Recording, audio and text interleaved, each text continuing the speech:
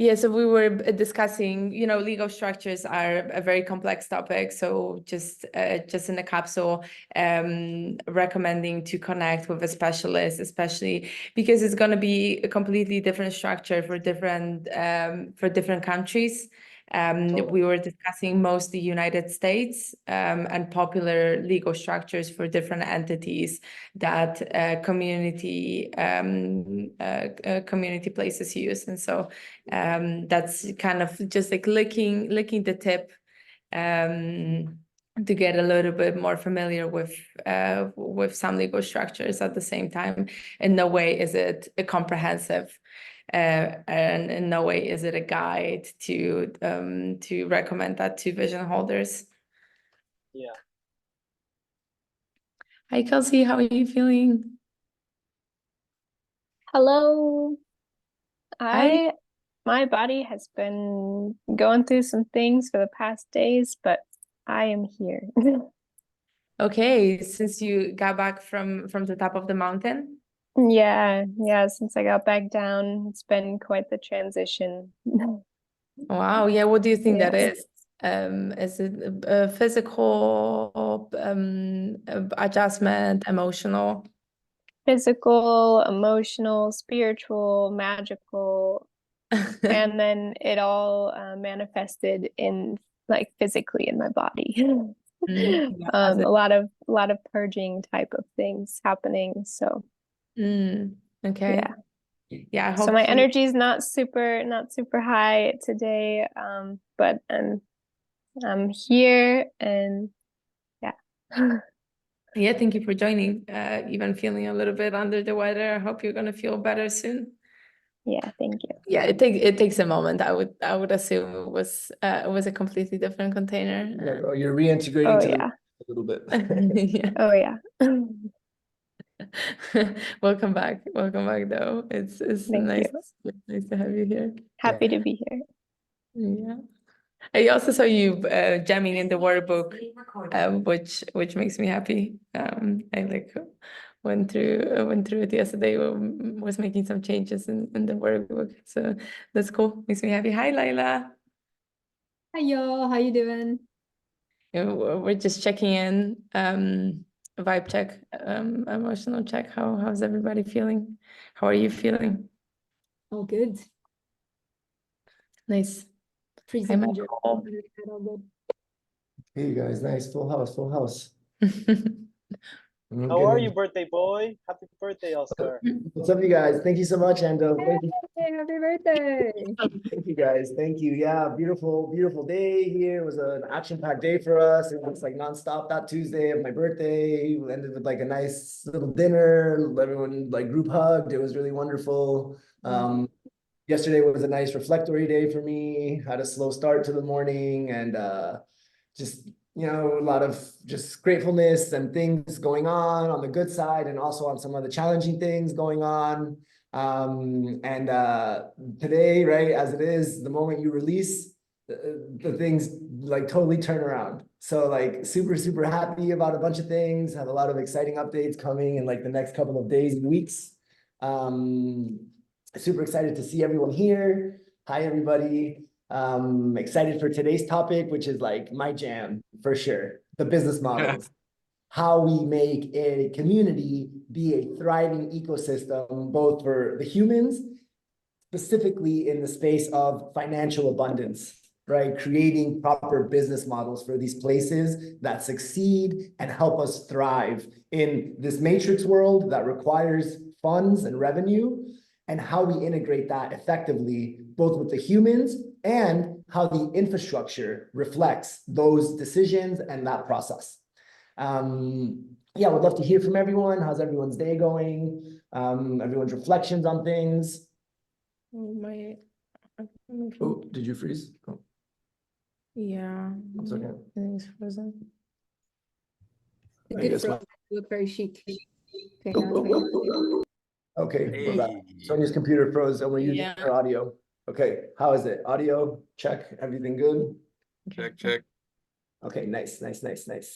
Yeah, how you guys doing? Who hasn't checked in? Kelsey, you're rebounding from being in heaven and back with a foot in the matrix, and we need you, girl. So we're happy you're here. Yeah, I'm coming back. Yeah, we're happy you're here, girl. Also, on that line, I wanted to share with everyone that I'm 26% indigenous. I just got my DNA test back. Wow.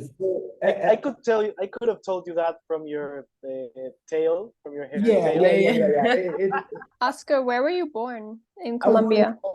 Yeah. Where? So like, I was born in Bogota, but my family's from like far south in Colombia. So I got my genetics back. I'm like 62% Spanish and 26% indigenous. Where did So you get it Interesting. from? 23andMe, or which one did you? Yeah, choose? 23andMe. It was a gift from a friend, and I got my results back on my birthday. So Fucking Oh, awesome. wow. Yeah, I rushed mine. I was so excited to do it. I rushed mine and my barcode didn't save and I didn't get my result. No. but we all Yeah. know Sonia's a Viking, so Yeah, it's obvious. yeah. So welcome, Klaus. Happy you're here. Jam, how are you doing, my brother? Hey everyone. I'm so excited. I will just be in Mexico in 4 days. This is my last days in Turkey right now.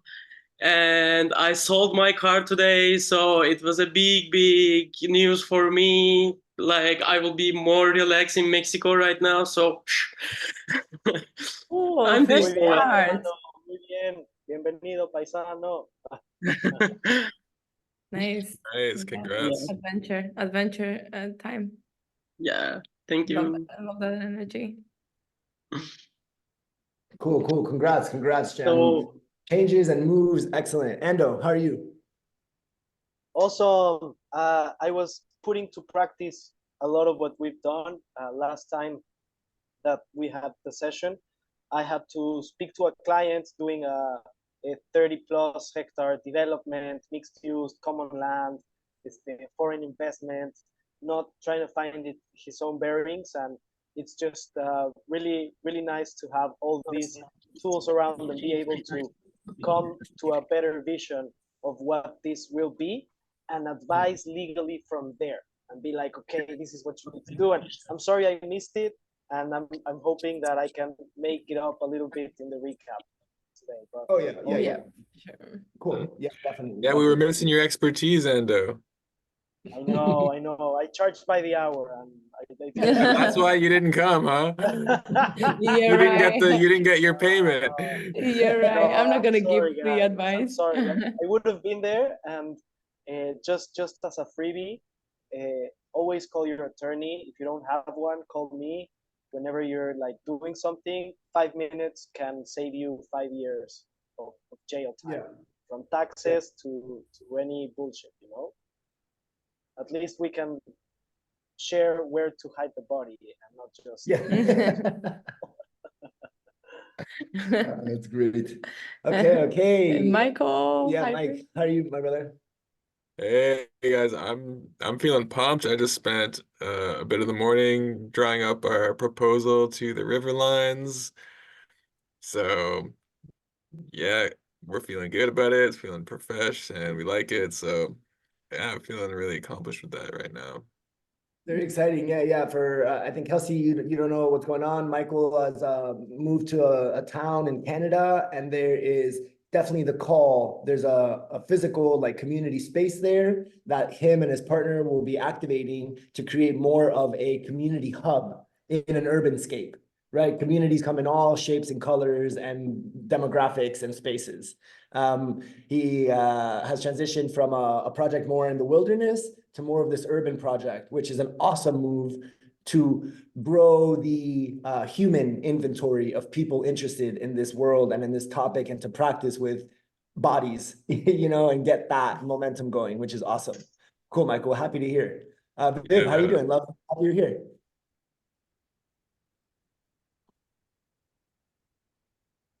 Oh, Can't hear you. can't hear you. You're You're muted.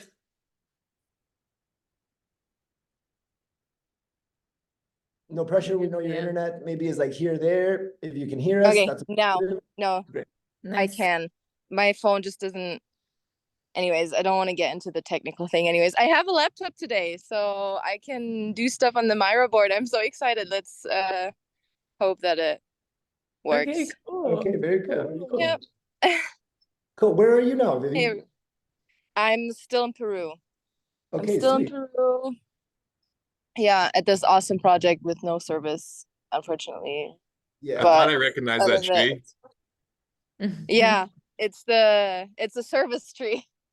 Yeah. Sometimes it works really well, and then sometimes it doesn't. But today it's gonna work well. I know it. Okay, sweet. You're here. We're happy you're here.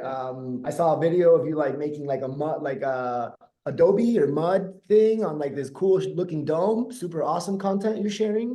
Very cool. When I can, I try to share. Just keep it in your storage, and when you get Yeah. connected, we'll do a content dump and like coordinate some of the stuff to share the awesome journey that you're on. It's really, really cool. You're like living it right now, live. So awesome. Yeah. Yeah. Okay, you guys. Okay. Lila, did you check in? How are you doing, dear? Happy to see you. Back in Germany? Back in the office? I see you back in your power freezing. pose. Out in the mountains. But yeah, all good, all good. Okay, you guys. So happy Thursday. Today, as we were sharing community, right? I'm on the Miro board. Let me just share it. You want to share your screen or? You can share it. I'm Okay. just gonna give you. Okay, you gotta give me access. Yeah.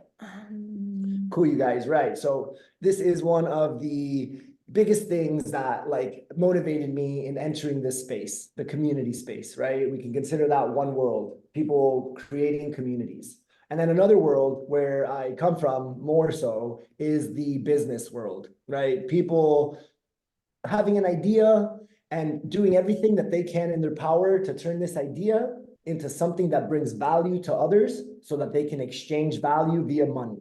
And this is one of the things I very clearly observed in my journey that many communities didn't do so well.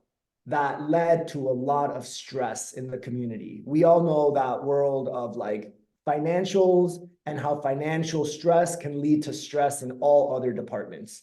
And this definitely embodies in community. Because when the community starts getting stressed and the leadership is the first one to feel that pinch of rent money at the end of the month or mortgage money and needing money for repairs and other things, that stress, as it happens in community, trickles down to the rest of the community.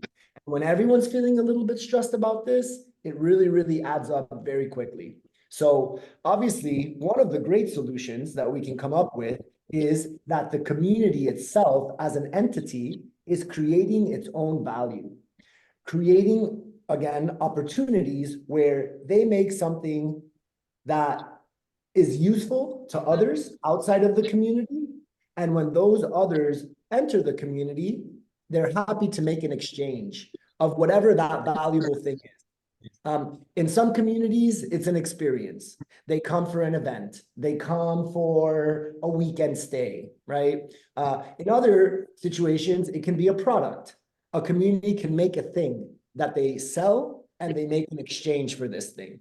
And there's other variations of that. And this is going to be the topic that we're going to discuss on half of the call, the business models and revenue models that are observed in a lot of projects that are out there, and a little bit of going into them to give you guys a soft understanding of these ideal business models. And we're going to get creative, some out of the box business models that can really create unique situations of value exchange with the outside world of the community.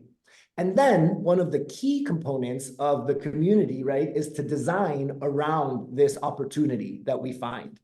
So the physical community reflecting and embodying the best platform to generate that value for others. And this is embodied in the layout of the community, the spaces that we design, how we put everything in the community, the structures and the areas for certain things. And all of this, when done proactively, leads to like Andoni said, 5 minutes of planning can lead to 5 years of success, right? To 5 years of avoiding pitfalls and challenges of reinvestment in different situations. So business models and community layout is the topic today. I invite you all into the mural board. Jump in there. Yeah, so everybody coming in there. It's cool. Okay, sweet. So before we dive into today's topic, the business model and community layout, let's do a quick recap of the last session. Andoni wasn't there. Also, I'm interested to know if any of you had any reflections after that, as you were filling in the workbook, or maybe going through the Alchemy guide, or any other situation. I think because we're taking part in these calls, we have that lens, and in any situation that we encounter, like you, Andoni, you're working with a project right now, you're asking yourself a lot of interesting questions that maybe we are not covering. So any of you, any reflections after the last call?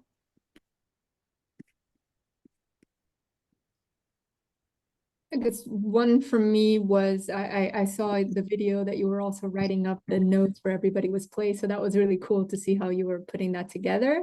But I was also thinking about how do you document a lot of these things, and what these group agreements, do you have any like suggestions that you give on what type of documents do I need to have, and where is the best way to kind of sign them off that everybody feels like, okay, this is signed? Is it the more traditional, okay, we're going to sign it with a pen and we're going to make a piece of paper, or do you also see more technical documentation? So there's a couple of examples in the community Alchemy guide that you can view. Since we only have 2 hours, and we're usually running out of time by the end, we can already cover writing a set of agreements. So yeah, you can definitely check out examples of agreements from different community projects in the community Alchemy guide. And then to answer your question, I think a usual practice is signing it in person. These are printed documents that you can keep, and you give a copy to a community member and you keep one for yourself.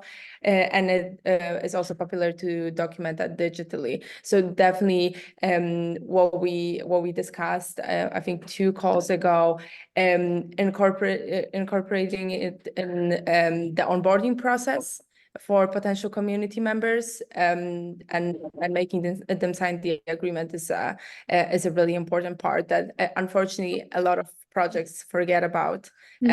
So we really emphasize, write it down. It can have different forms, and also depending on the legal structure of where you are, it will be a little bit different. But yeah, traditionally signing it in person or digitally, both work.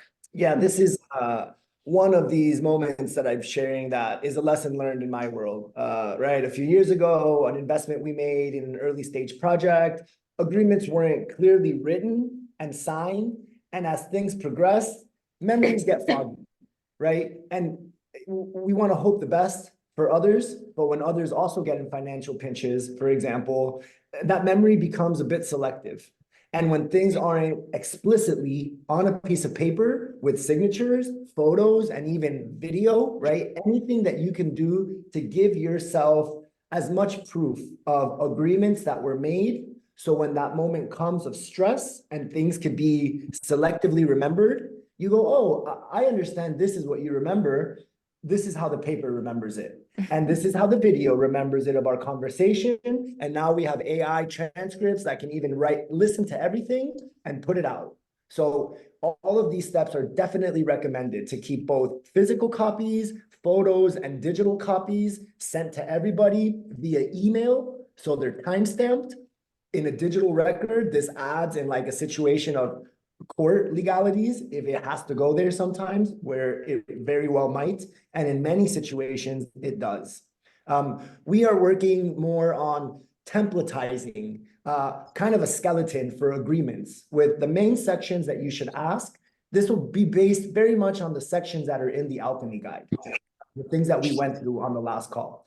This template, by the end of the course, we're hoping to have a more kind of blank skeleton version, so that everyone has one. And when you do speak to a vision holder, as you go through the Alchemy guide, and ask him the questions of things they should be considering, there'll be a template that you can also take out and fill in for this person so that they have the beginning of what an agreement can look like, right? Again, the key things like what spaces can I not use? What are some of the rules? What are some of the ways that we address those rules being bent or broken at times?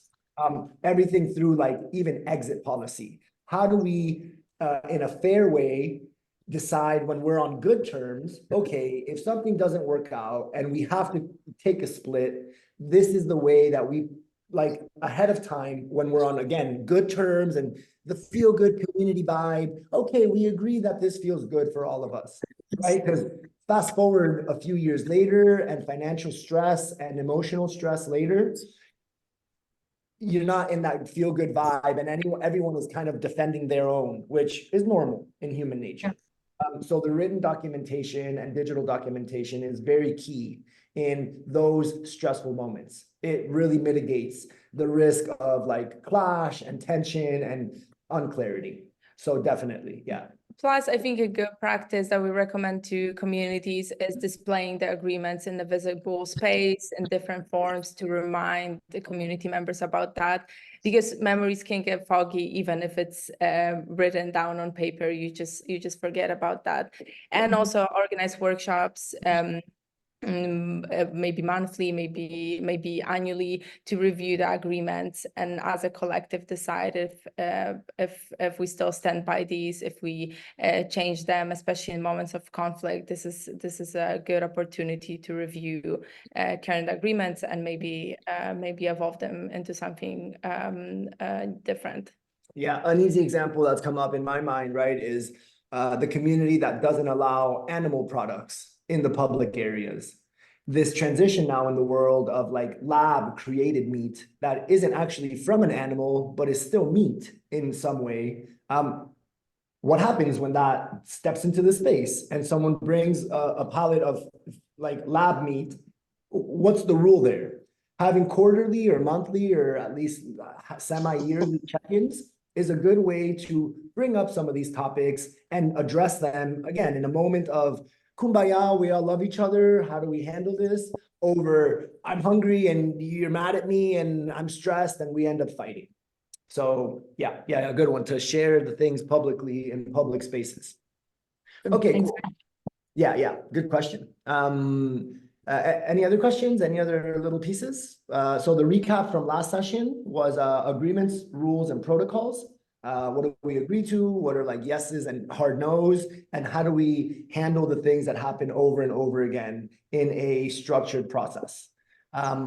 Popular forms of governance, right? Democracy, liquid democracy, holacracy, sociocracy, all of these variants, right? We've added some things in there. I really invite you guys all to download the ChatGPT app or be familiar with ChatGPT. It's an awesome way to like synthesize a lot of data and be able to ask in one place.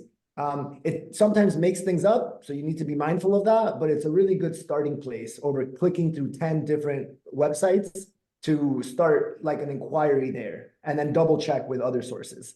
We went over some example of legal structures, right? Like ways that we can own the land, ways that individuals can buy into the community and all of this. And then we went through the workbook and we went through how you would do it as an agent, like the process of asking them the questions and the key of this course, knowing what questions those are and how to navigate through the, let's say, preparatory questions that we are working on including in the guide to help give people a little more of a background and understand why they should think about these things.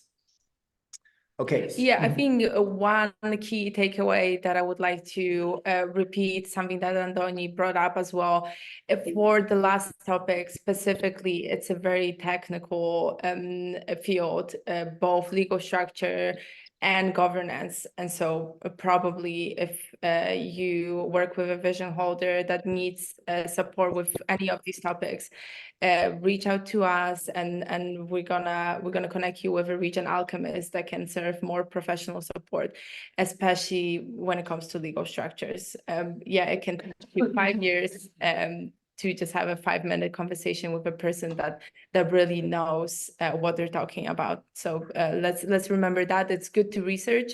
Encourage you to research governance models, popular ones, alternative ones, and legal structures. At the same time, when you're not an expert, it's really hard to give this type of advice. And in no way are any of us expected to be experts in this. It's just good to have an overall knowledge of what things are important so we know what questions to ask. Yeah, Ando.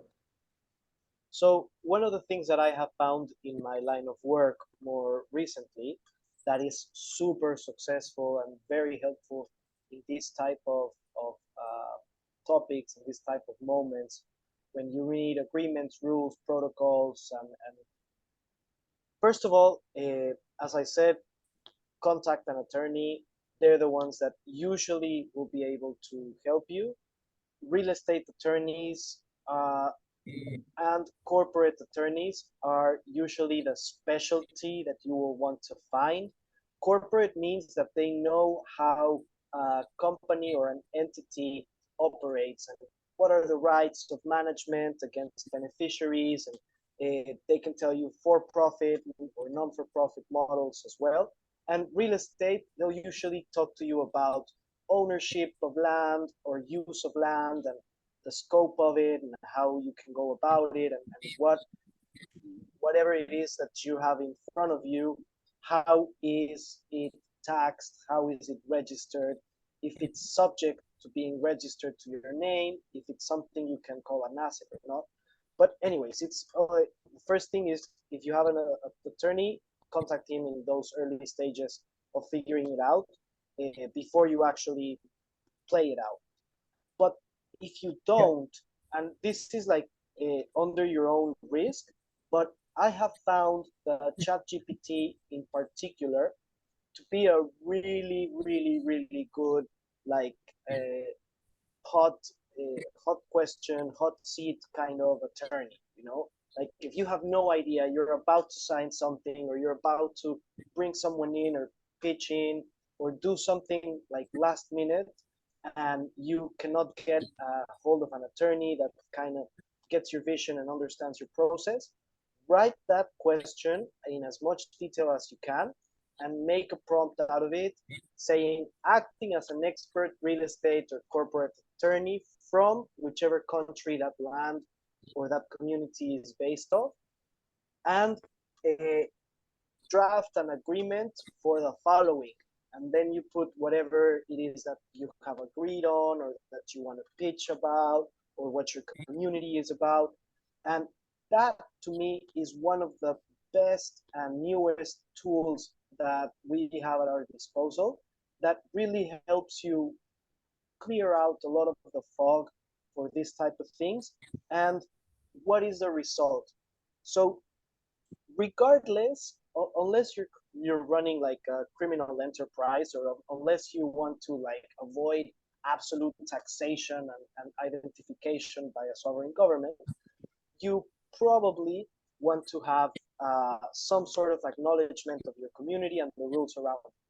And I will always advise for that to be in a napkin if it's necessary, at least if it's not in a proper contract, but always put things in writing, put a date on it, put clear names on it, and even if it's not the most sophisticated document or well-counseled document, never leave an agreement without having something in writing. And if it's a working relationship, you can always try to have a journal of sorts that you keep with some regularity so that you can document all of this.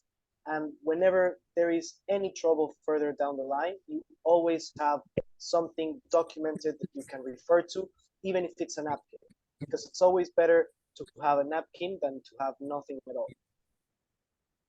Totally. I'm writing it down as a reminder in a box, even on a napkin. Yeah, definitely. Some quick and there's a lot of good vibes into this, and I'll love to share my framework for agreements that is kind of based on goodwill. I think that you can go two ways. You have agreements that can be all the way to the detail, and you go to section 57.9-A subsection B, rules of conduct regarding animals and mascots and their poop. And others have more open-ended approaches to agreements, and they're like, okay, we might not agree on everything at this moment, but at least we'll agree to come sit down, talk it over, vote it out, or ask an expert in case our common sense runs out. But when this happens, at least put that, whatever that agreement will look like, in simple terms, in a napkin, write it out, let ChatGPT do a little bit of that legal legwork, so that you have something a little bit more squared, and down the line that will always help you. If that's an investor, if you're receiving money, if you are receiving land, if someone is giving you the use of a brand, or if someone is going to be collaborating with you, like regardless of their integrity in the future, you always want to have clear agreements to hold each other accountable to, and have a baseline wherever you go. Yeah, totally. Thank you for that, Anthony. I would definitely love to look at the frameworks that you have for agreements, and see how that overlaps. That would be really helpful. How can you share that? I'll put together a little folder, and I'll get it to you, and you can put it in any of our content folders. Cool. Okay, awesome. Yeah, the legal topic's huge. We'll definitely be diving more into that. In Tulum during March, one of the main focuses of one of the workshop series that'll be happening there during Regen Week will be on the legal piece of like land ownership and real estate and all of these things. So we'll be developing that a lot more in the coming months. So stay tuned for that. You guys will be in the loop. You'll have like live documentation of all of that that's coming. All right, so without further ado, business models, you guys, let's get excited and creative about this, right? Best case scenario, we have a beautiful community, land somewhere, a space somewhere with housing and activity spaces, a kitchen, a restaurant, a dome for activities, all of the beautiful things you could imagine for your dream community. What are some of the business models that would interest you guys personally? Things that you could do, again, what is a business? I have an idea and I create something that brings values to other people, that they are willing to give me money to partake in that experience or for that product or for that service that I offer. Get creative, spend a couple of minutes in here, take a few more cards if you'd like, and share in here for like 2 minutes. Let's get some ideas in here. I'd love to see what everyone's like. Get very specific with it, right? Like specific things you're interested in, things that you've seen work in places, maybe experiences you've been willing to pay for, or products you've been willing to pay for, or services you've been willing to pay for that can give a form of revenue to you and the community, and that others would experience and enjoy. Take a couple minutes. It's nice to see everyone's ideas here. It's also nice to keep the intention of the neighborhood in your mind when you're thinking about business models, to keep the integrity, and it's going to be easier to structure it and then to fill in the labor spots that you need for that to happen with the community members that are specifically attracted to the intention and the big why of your space. And so that being said, there usually are more than 2-3 business models in a community. There's a primary one, and then secondary ones that are used. The primary one is meant to provide most of the resources to the community. 360 real estate. Who put 360 real estate? I'm just curious. That's a I really did. good one. And It's a great one.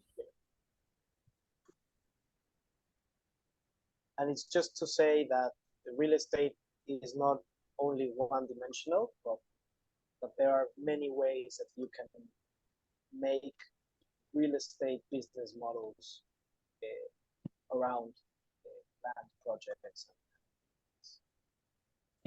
Putting more stickers for you guys.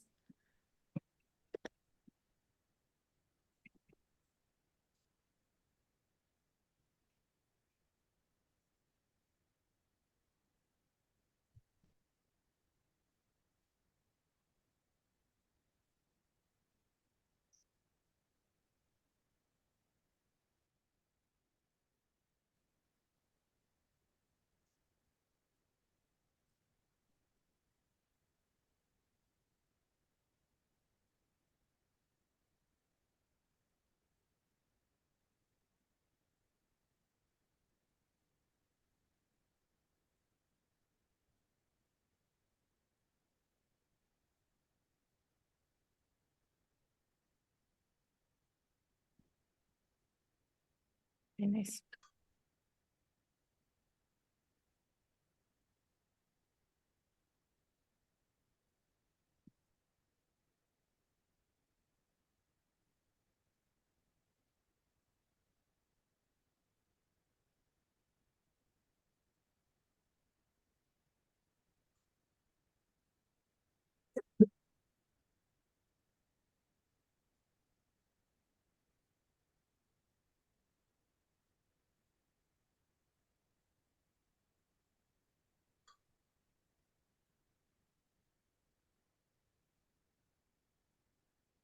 Okay, sweet. Nice, nice, nice. Love it, you guys. Love it, love it, love it. Ideas all over the place. Really good ones.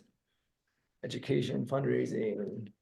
All right, I'd love everyone to share one of their favorite ones. Each of you. Whenever you're ready, popcorn style.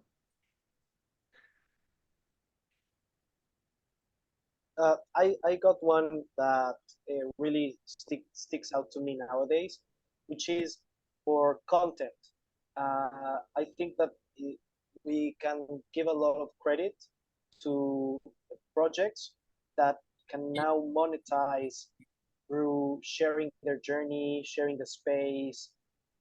Just there, it doesn't even need to be educational or training in an active manner.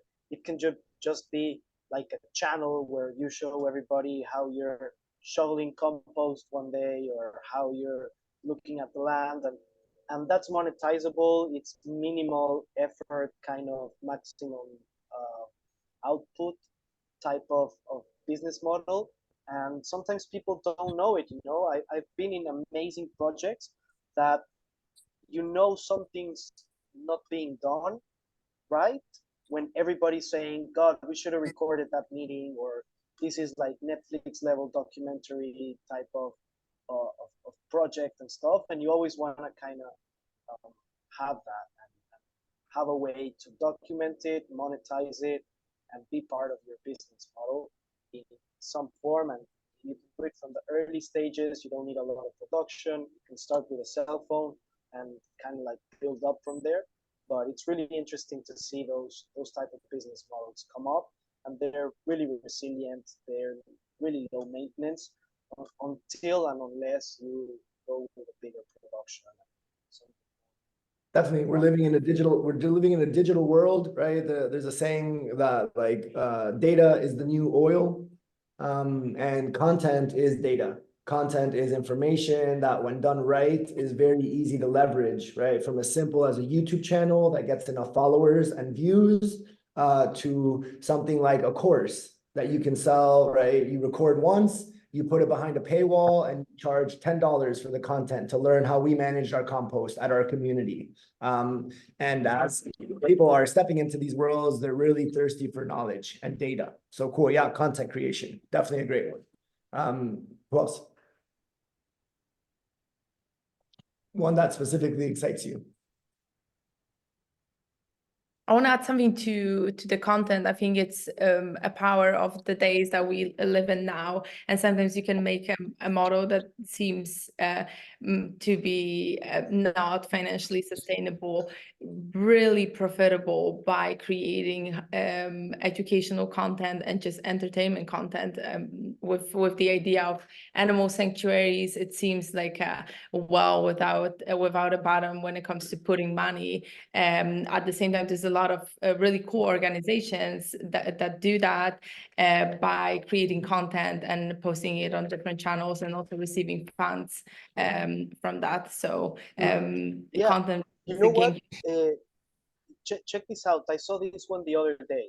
I don't have the site, but they basically took a wildlife camera that has this trigger to turn on or whenever there's movement, and it's properly set up for nighttime and daytime. And these guys put a live broadcast that with a paywall. So you would pay $1 and you would have 1 day of, or like 1 hour or whatever, of that live broadcast, and they put some like lo-fi music behind it. So suddenly they were having people that could care less of the project, that could be so far away from their audience and be tuning into just having a jungle view live, hearing some lo-fi with the rain and the noises and the animals and stuff. That was their second biggest revenue generator. It was online. It took them less than a day to set it up. All they had to do was put the camera in, make sure it had a signal to broadcast, to transmit, and put the channel out there. They did it without spending on marketing and stuff, and they were bringing in around $8,000 to $10,000 a month from viewers. So they were just having people pay to have a view of the jungle. Right. Someone write that one down. Yeah, definitely. An idea that Oscar had was having a live camera in a community space in a social area for people to just peek in and pay for the membership, which is also a cool one. It sounds a little bit creepy to some people when it's a shared space, and obviously nobody's privacy is being violated by placing that. A lot of people really enjoy that. A lot of people are voyeurs is what you call that. Yeah, it becomes kind of like the real world, like these reality TV shows, where you give people the opportunity to interact with the community in like a public way, and they get a peek. And sometimes the content itself leads to derivative revenue, as in we're making a lot of content about animals, and then we can start selling a product to animal lovers that they purchase because they see this content, or any derivative from there. So yeah, all really great ideas. One that I hold near and dear is animals, and there happen to be a lot of animals that need love and need spaces, right? So one opportunity is to create like a cat cafe or an animal cafe, where people can come and enjoy giving back and spending time with the animals. And they, get to support both something they're passionate about without needing to have animals in their house. This is an awesome one that I've seen in lots of countries, cat cafes and things like this. Oscar, you're talking to my heart. It's my dream. Yeah. Definitely. Well, like a sanctuary ranch, and you can have cuddly cows. I saw this Airbnb some time ago. It was Airbnb with a horse inside of it. So there was like a barn, and you have a bed, and the horse could be picking into your bed from their living space. And I found that to be such a great idea for like, extraordinary Airbnb rentals where you pay triple the price because of that experience. So creating experiences around animals is definitely a cool business model. Mm-hmm. Or maybe the horse turns around and sticks its butt through its window. Even better. 10x the Okay. price. 10x Here's the one. price. Here's a business model we're kind of dreaming up. Mm-hmm. So it's an immersive artist performer training and retreats that happen, let's say on the village site. And then also a casting agency that creates, and production company that creates these transformative art events with performers, designs them, produces them, and then casts the people that are trained through the company on site and digitally. Okay, cool. Yeah, I think that's a great model, and it has like a couple of layers to it, which is cool. Makes it more complex at the same time. It creates opportunities for more people. That's cool. So this is what you guys are thinking to do in a community space that you're activating or you're building? Yeah, this is kind of the background what we're doing. It's kind of like regenerative sexuality activations for the public, and also immersive trainings for the artists to transmit regenerative sexuality. Cool. Yeah, when business models are the ones that are feeding two birds with one grain. That's a great one. I really like this. Win. And also shepherd the world into the Aquarian age. Yep. Oh yeah. Triple win. It's happening. It's happening there. Okay, anyone else? Any other ideas before we move on? Yeah. In a fully regenerative system, you're gonna have like growing things. So growing products. So growing something from the natural world, and then right there being able to create something rather than having to order something from the outside, make something, then ship it away. You're growing it right there, and you're creating a product. And from that product, you're then going to be able to spread consciousness through your message, through your story, through a product. For example, we're doing that here with the tribe, with cacao, and growing cacao and coffee, and then creating products, and then spreading conscious messages about the message we're all trying to spread and make an impact on the furthest, because through a product you can reach people in Babylon or whatever, who would never get access to this knowledge. So it really gets like the furthest into the system as a kind of like a hack to get that consciousness like seated within people who would never see or hear that. Right. Yeah. These are, it's a really beautiful one, right? To take the magic that's created in a location and either share it right on site. Examples of this can be like a farm to table restaurant, right? Where you actually are keeping a lot of the upside of that because you're not sharing the revenue with the distributors and with the shippers and with the other piece when you're growing the food right on site and bringing it right to market to the visitors and the guests that you have, right? And other examples of that are productizing it, somehow making sure it's easy to package and keep and be able to send it out. Yeah, cool one, Kelsey. Yeah, definitely. Yeah. I think just to mention, using sailboats as a way to shift like shipping to keep it like minimal impact. Shipping. I'm super curious, Kelsey, how you envision attaching the message to the products. I'm sure that you've thought about how to disseminate the information along with the cacao, for example. Cacao, for example, there's so many ceremonies that are attached to cacao, and just really finding the right connections and facilitators to be able to communicate that message to communities, as well as just in the packaging. There's already been a lot of products who have used the packaging as ways to link resources and spread knowledge through. Here's a QR code on the package, and it's going to take you through a whole experience on the internet. You can watch documentaries, you can learn, you can donate, you can get involved, you can go to a real life experience, like through going, it's kind of like check marks as you know, it's like level of interest. If someone reads the package, it sparks an interest, and they can delve in deeper to it, or they can just get the chocolate. And for example, the chocolate that we're growing here in the mountains, it's completely grown organically by the tribe, by these indigenous people who have it's never been touched by civilization. So even if it's not really like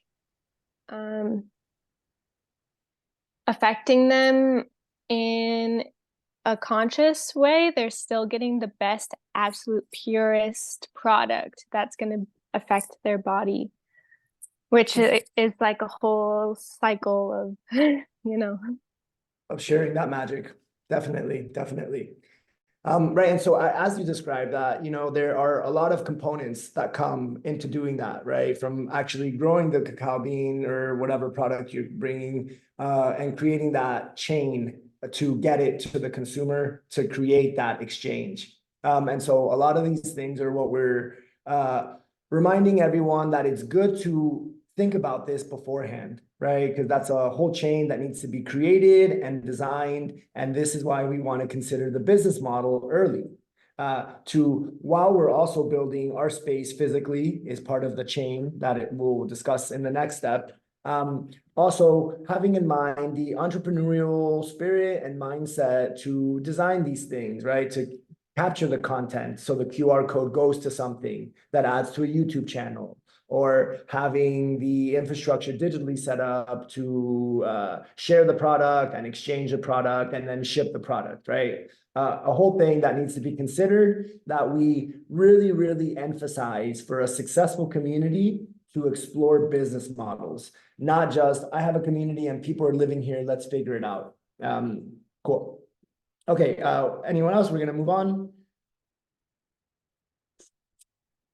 Okay, cool. We're gonna keep on rolling. All right, so these are all awesome business models, right? 360 real estate. We're gonna talk a lot about real estate, right? As one of the best things you can do as a business is observe what you have in abundance and see how you box that up the best and send it and share it with others. So real estate is a huge one we're gonna discuss in a second. Dance, hospitality, and hosting and hospitality. I would say these two, real estate and hospitality, right? Real estate meaning property that gets purchased more for a long-term use or permanent use, and then hospitality, which is the short-term use.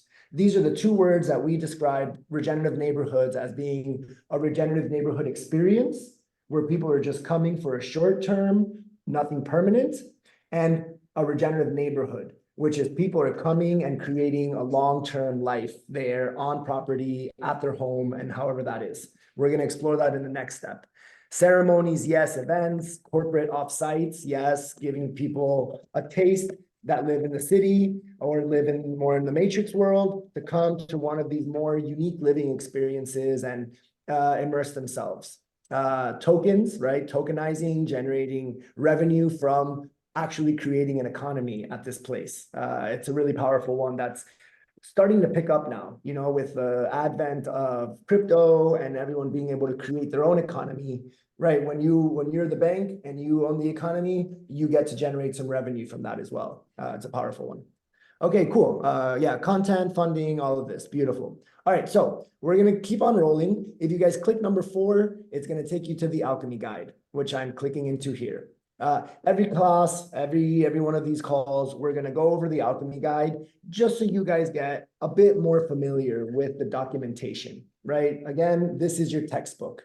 This is where you go and you have a lot of information. It can easily be overwhelming to go through all of these things. We'll be exploring it together so you guys get more familiar with the Alchemy guide. Again, the shortcut to the Alchemy guide is your agent workbook. Let me open the agent workbook real quick. The agent workbook is a synthesis of the Alchemy guide, where instead of going through all of the textbook, we just go through the specific questions that are critical to consider in each of these steps, right? So here I'm on the agent workbook where I'm sharing my screen, where we outline the specific questions that you want to ask the vision holder in your engagement with them, in the time that you spend with them.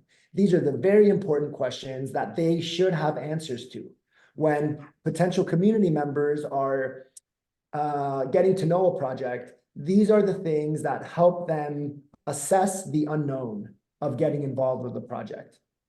Answering these questions are critical for communities to share and to give potential new members the mind safetiness that, okay, these people have considered these things, and there are some spaces where I could even get involved and take ownership and a more participatory role in this community.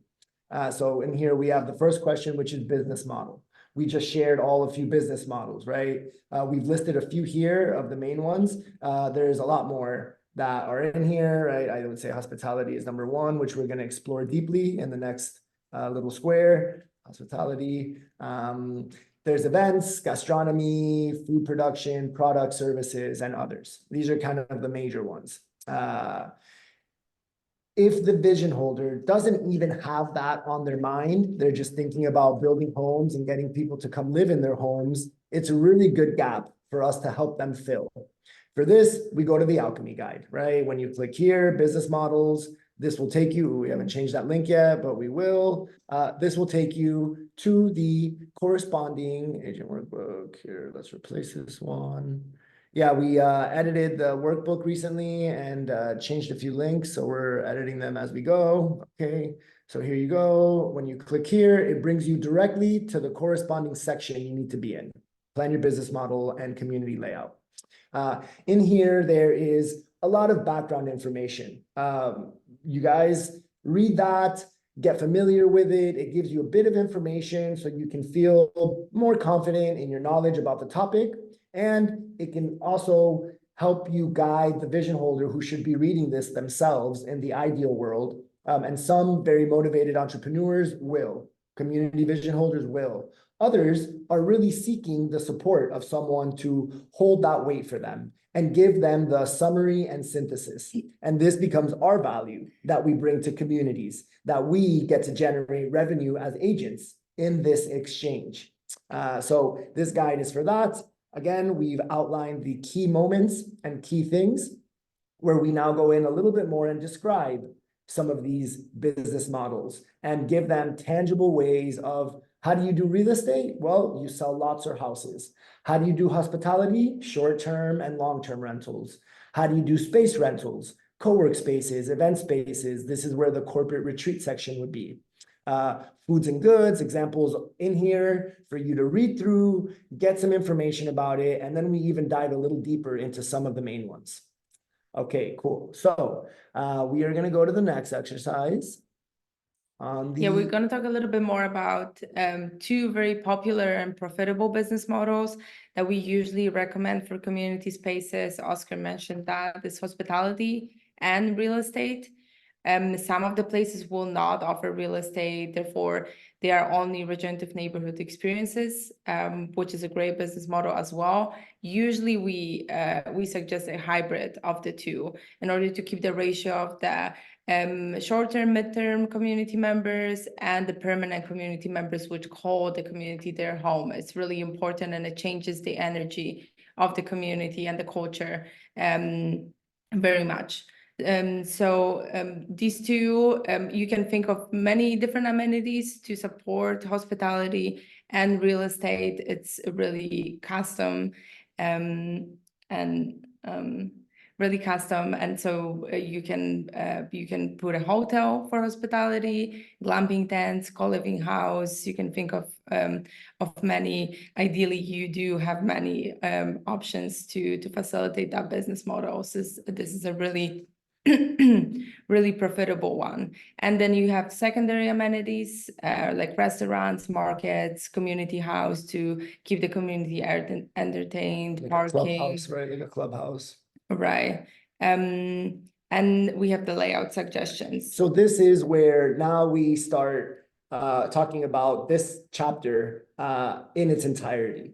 When deciding on what business models we are going to use and want to explore, it's really important that we design the community in a way that minimizes the friction, right? For example, this situation with projects that are regenerative neighborhoods, people living there full-time and long-term, and regenerative neighborhood experiences, people that will be coming for short-term visits and accommodation stays, weekends, month at a time, or, you know, short-term, not planning to live there long-term.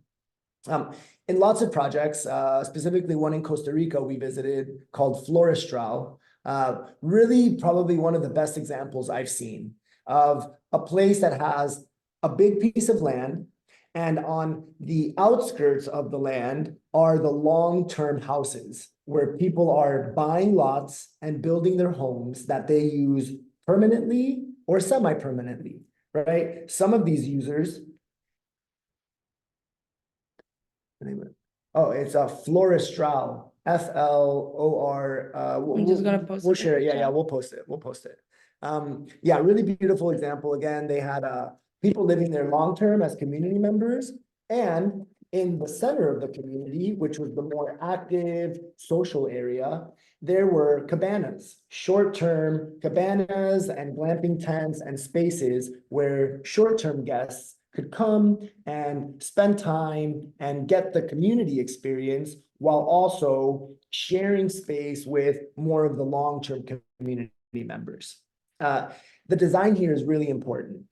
In a lot of projects, we've seen that over time, potentially people that are living there long-term don't always want to be sharing space with people that are just there for a few days or a few weeks. You know, it has a lot to do with the culture. It has a lot to do with the way people treat their home versus the way people treat what kind of feels like a hotel sometimes. So being mindful about designing a place where, for example, there's layers in the community. Some areas where only residents and long-term community members have,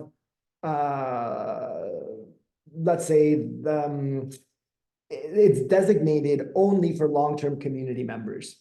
There become situations where projects were sharing all the social areas and realized that there was a little bit of conflict with the long-term residents being felt a little bit like alienated from their social spaces because they were being used so much by the short-term community members.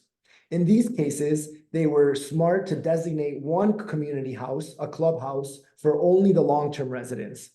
Those long-term residents had their neighbors and their friends and their personal amenities. And then separate from that, in another part of the community, also available to the long-term members, the short-term members could stay and frequent and enjoy their time there.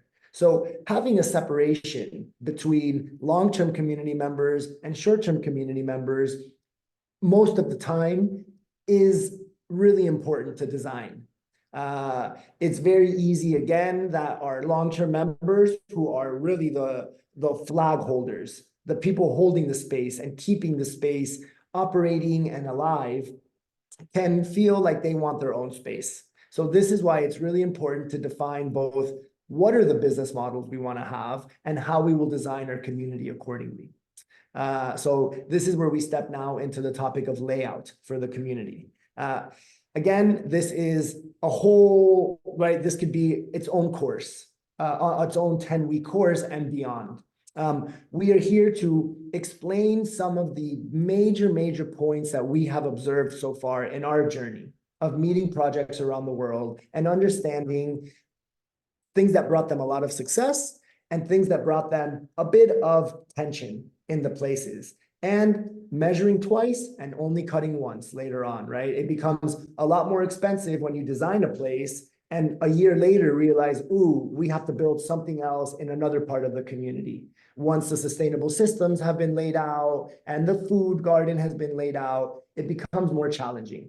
So to be aware of this topic from the beginning is worth its weight in gold. Very similar to the topic of speaking to a lawyer at the beginning before you go down the rabbit hole.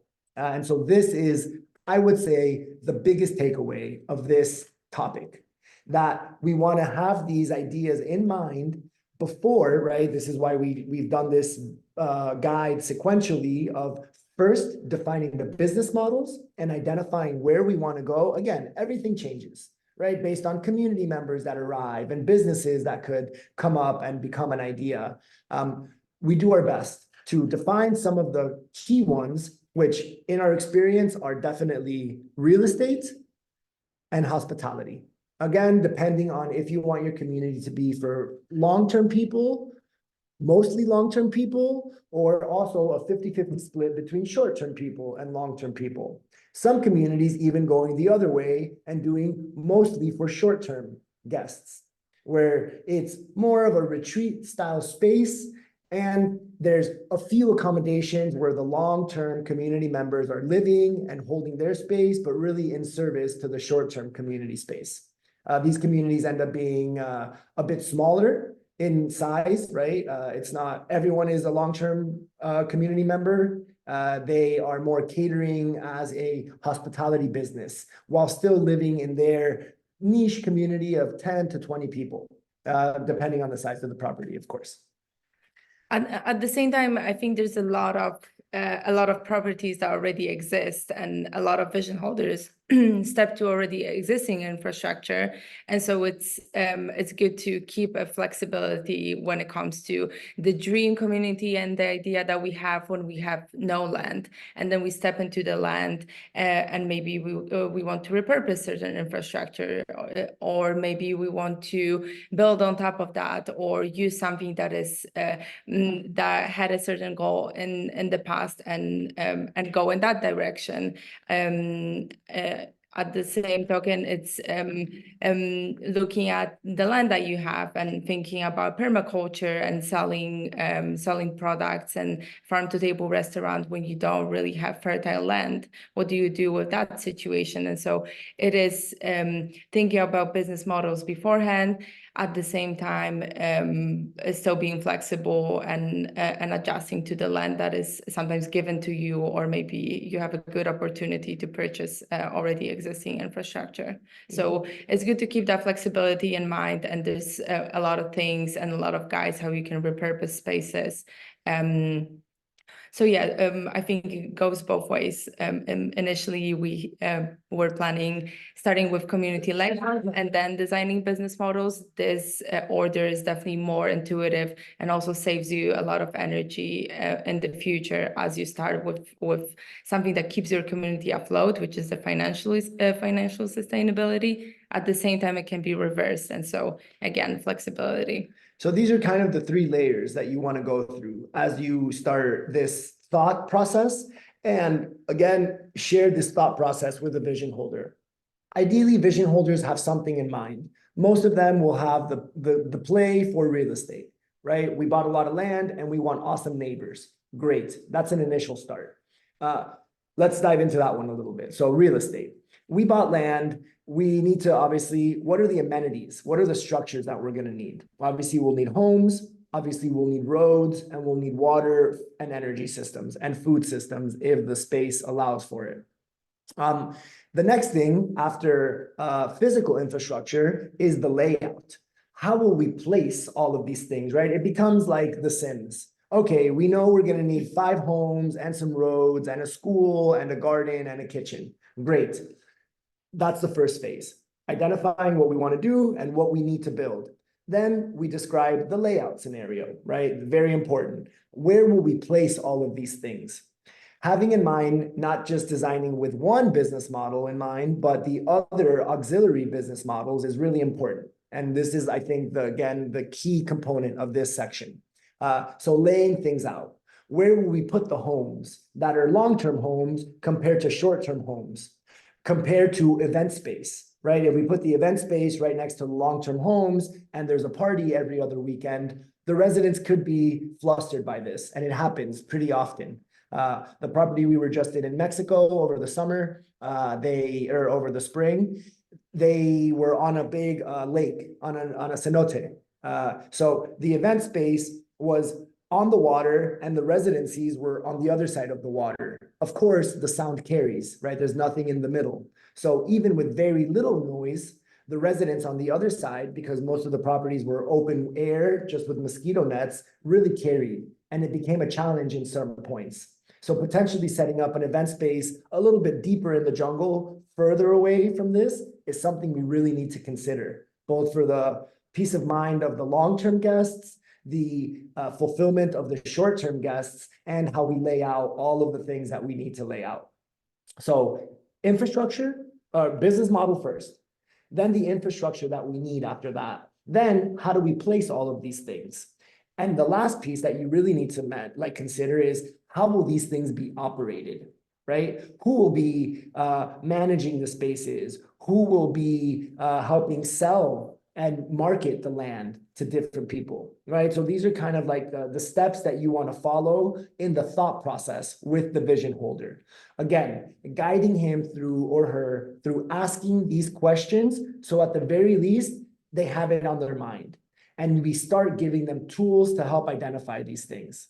In the Community Alchemy Guide, again, so we head over to the Alchemy Guide, we walk through this process of, okay, we identified our business models. I'm sharing my screen right now here. So we identified those business models.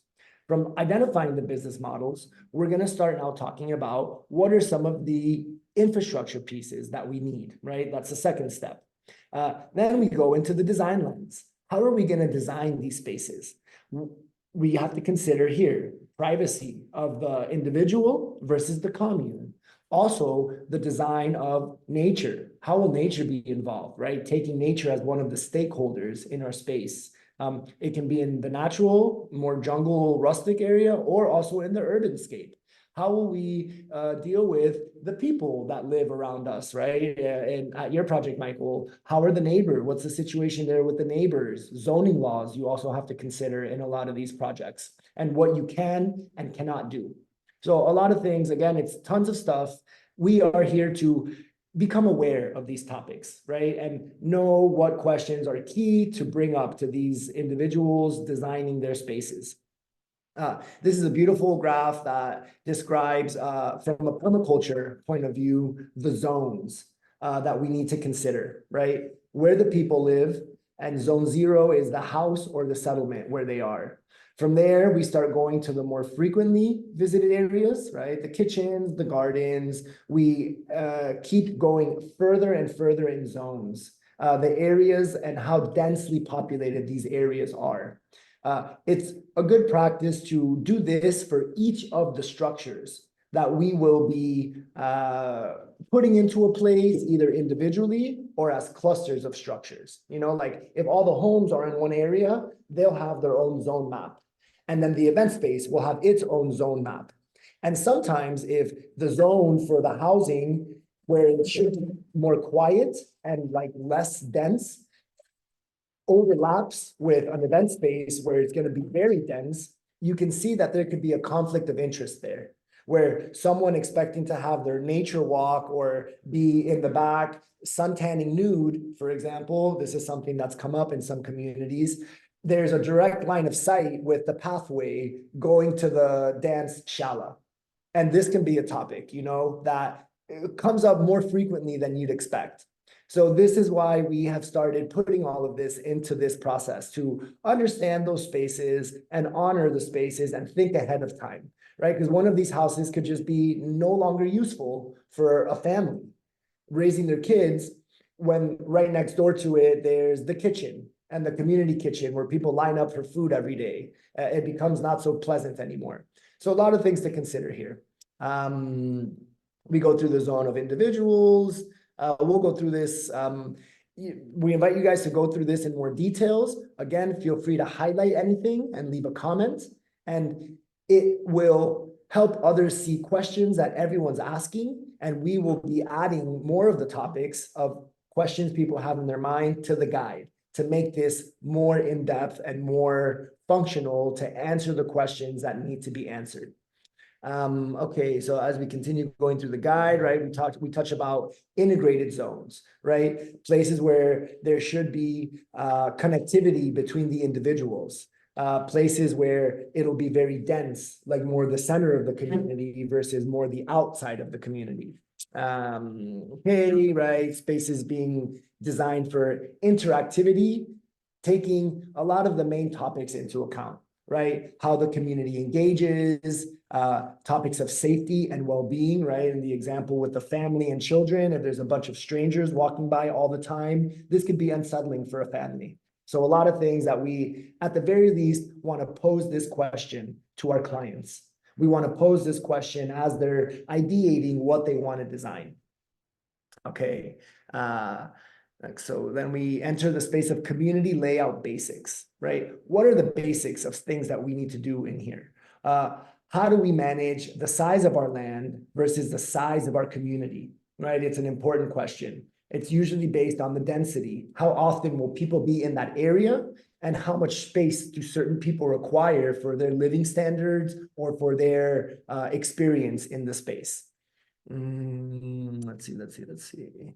Okay, so I'm at the agent workbook again. And so this all falls into this concept of the business model and the design of the place, right? We have down here more the description of amenities and the design. Again, the agent workbook is a real synthesis. Here are things you need to think about.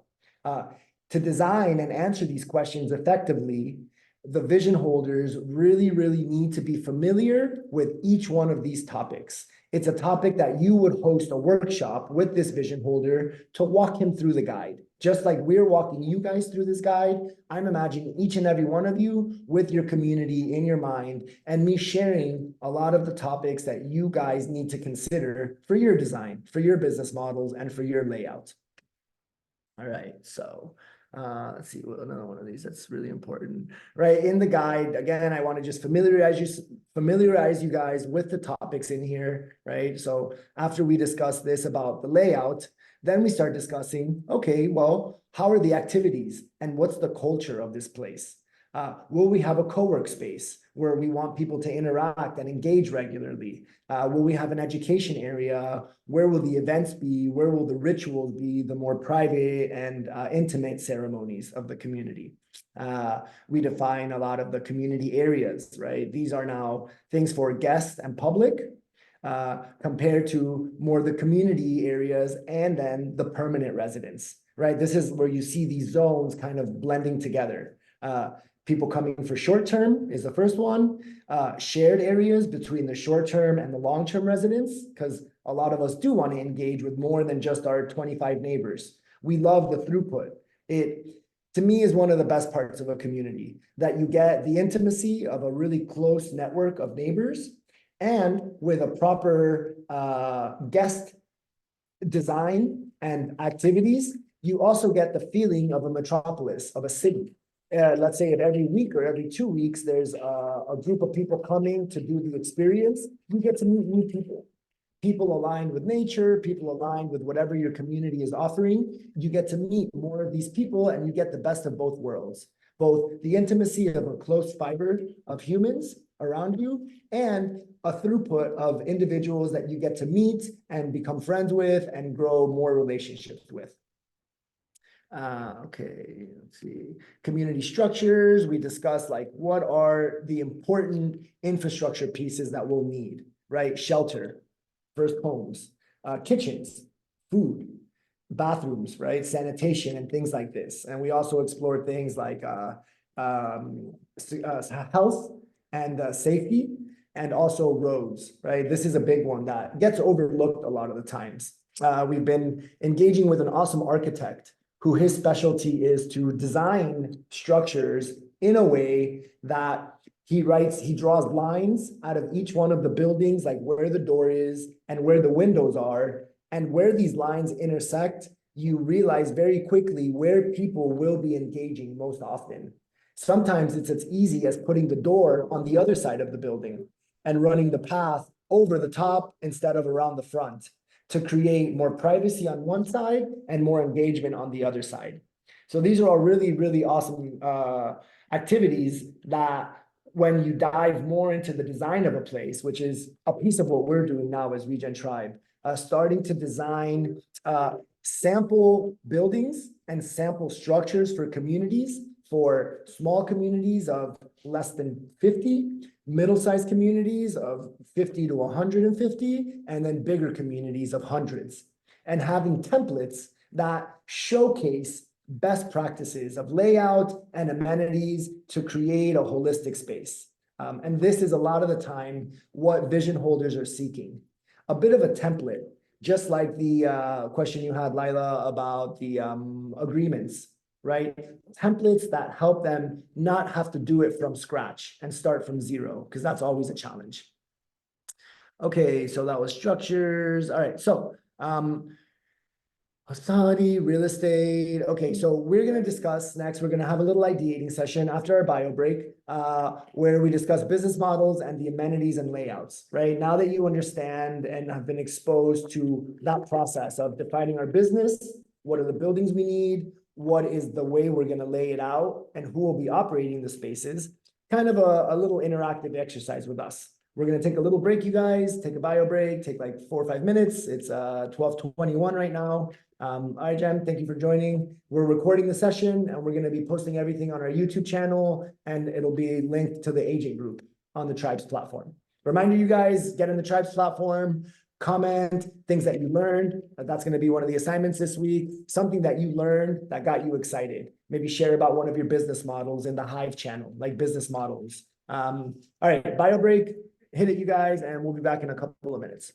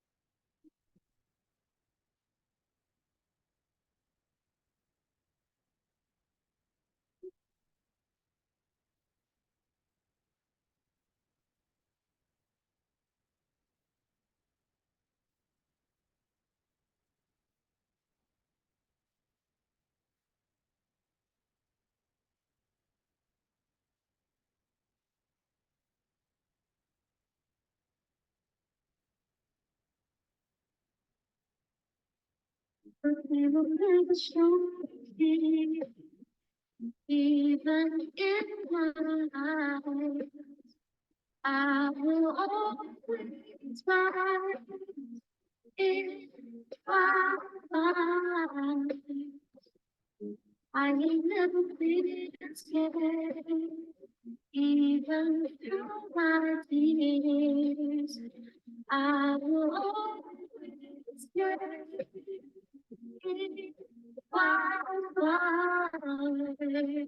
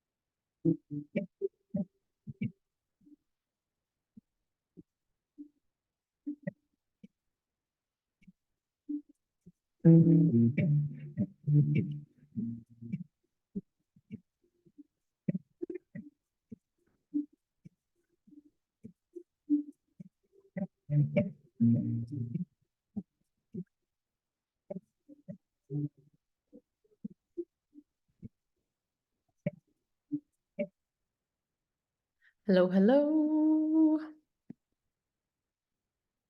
Are you guys coming back?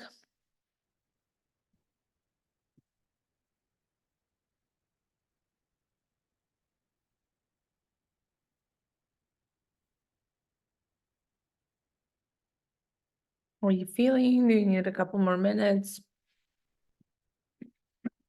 And on you. All good.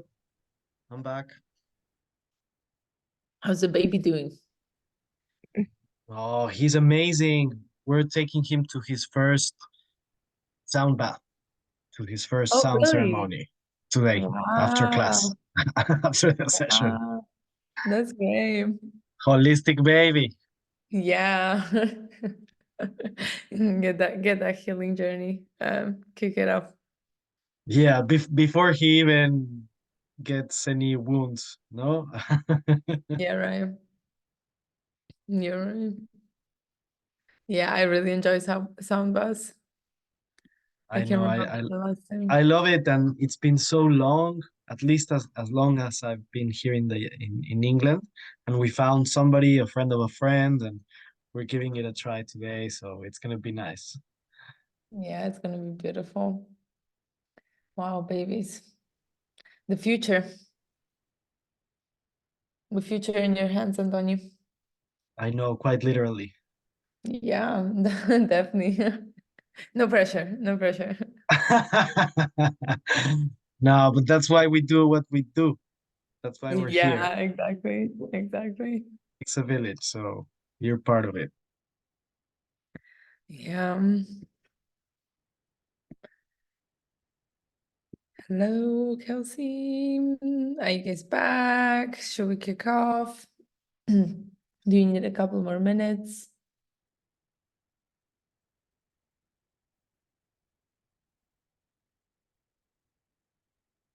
Kelsey, you're so cozy.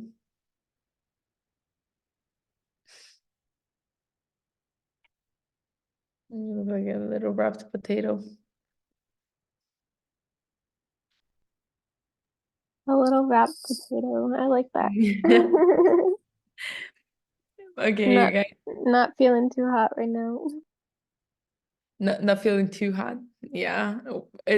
What's the weather? I remember I was in Colombia, like summertime. It was quite chilly. It was like, yeah, I wasn't so warm. The And weather outside is hot, but my body is not feeling so great. yeah, right. Yeah. Yeah, get better. Okay, beauties. So let's kick off. We're gonna have a little mastermind. You guys already gave some proposals for different business models. I invite you to choose one that you feel the most connected to, ideally considering how profitable it is and how it fits the intention that you have in mind as a primary business model. And so list yours, pick a lane, whichever you want, and then take a couple of minutes to do that, as well as choosing amenities that will be corresponding to that business model. You can add a little bit more sticky notes if you want. And then layout suggestions. So exactly as you saw it here on an example of hospitality and real estate, it's amenities, main amenities that you have in mind to support that, and then layout suggestions like separating the permanent residential area from the short-term, mid-term rentals. Feel free to use hospitality or real estate if this is something that you have in mind. What we listed in here are just suggestions, and there's definitely more amenities as well as layout considerations that you can put in there. So you don't have to choose another one. It can be that. I invite you to be specific about the business model and also the exact amenities that you would like to see on your property that will make your business thrive. So let's take a couple of minutes to do that. Farm life experience, yeah, that's great. Yeah, personally, I think food systems create so much business opportunities. Oscar mentioned farm to table restaurant. That's a great one. Kelsey mentioned shipping products and spreading the message in that way. That's a super good one. A really popular one is creating workshops for people to come and connect with the land and create their own products as an experience, which also can bring a lot of people for your hospitality business if this is what you're considering. So there's a lot of win-win-wins in that setting. What you mentioned, Michael, about your business model that you're considering. There's a couple of layers there, and it's really good to have that, and it's good to feed one business model with the other. It will bring you more audience and therefore more profits.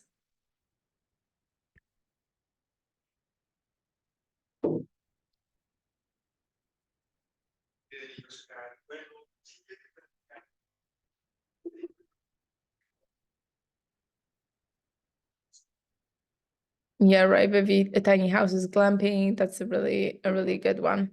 So really for a lot of these hospitality is a business that is supporting any of your offerings. If you have a chance for people to stay for 1 night, 2 nights, 1 week, 2 weeks, and opens up a lot of doors to post experiences around other business models that you have within your community.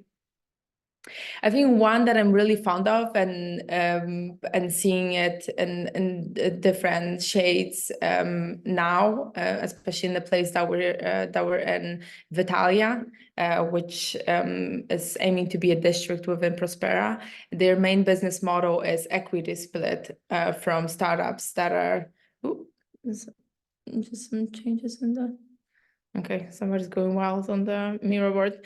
And so I think this is a cool one, revenue split, which encourages people that are coming as community members to create businesses within your community. And so you don't have to be the only brain and mind behind it. You create space for others to do so, and then they share a little bit of income with you. You can set a percentage of their revenue that goes back to the community. And so that offers you variety of different experiences and different business models without you actually having to be the mind and the person responsible for all of that.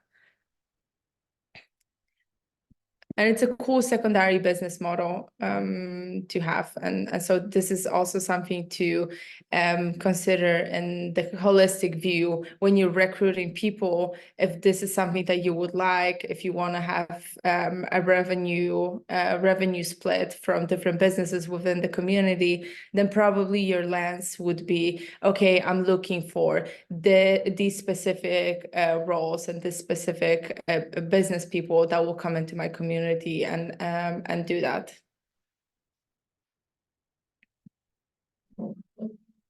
Where did you say Vitalia was going to set up?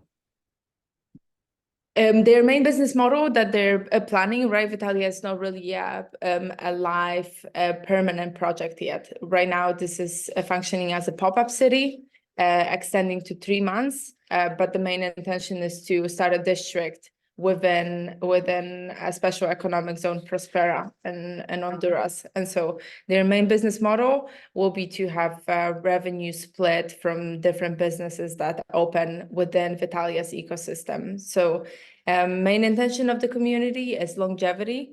And so biotech projects, biotech clinics are very much welcome, since this will be the main revenue stream for the community itself. Yeah, this project is a really interesting one. Probably one of the most interesting ones that we've come across yet for a lot of reasons. One reason, or Lila, go ahead. Do you have a question? Yeah, I guess my quick question, I don't know if it's a quick one actually, but I saw that you guys were mentioning it under the, you just said it, and I was writing down something else you said and I missed it. Is it like a free city or economic zone? Is that something that is a government stated space that they've then taken it over, or is that a private space that then they're building something upon? Yeah, so here in the last few years, Honduras as a country has, following the model of places like like Hong Kong in China, yeah, right? Different countries that have created special economic zones, they're called. Places that give a bit more freedom in the tax laws. Here specifically, one of the freedoms comes in the shape of medical regulation. So the process to bringing medical treatments that have been tested and validated to the market without all of the red tape of the big pharma industry manipulating the government to make things slower or postpone the testing of different types of treatments is very open, very different to places, right? The summary of that is a trial that has been tested and validated through labs can go to market here in under a year, compared to in the US where it would take close to 10 years for something. So that's one of the very unique situations here that really opens the door for entrepreneurship and biomedical research and trials, and medical tourism is one of the big pieces here. The other piece that's really, really interesting is that when Honduras opened the doors to this kind of special economic zone, a group of entrepreneurs purchased this land here. It's about 1,000 acres, which is around what is that, like 400, 500? like 500 hectares, more or less. So this area used to be a retreat, or sorry, a resort.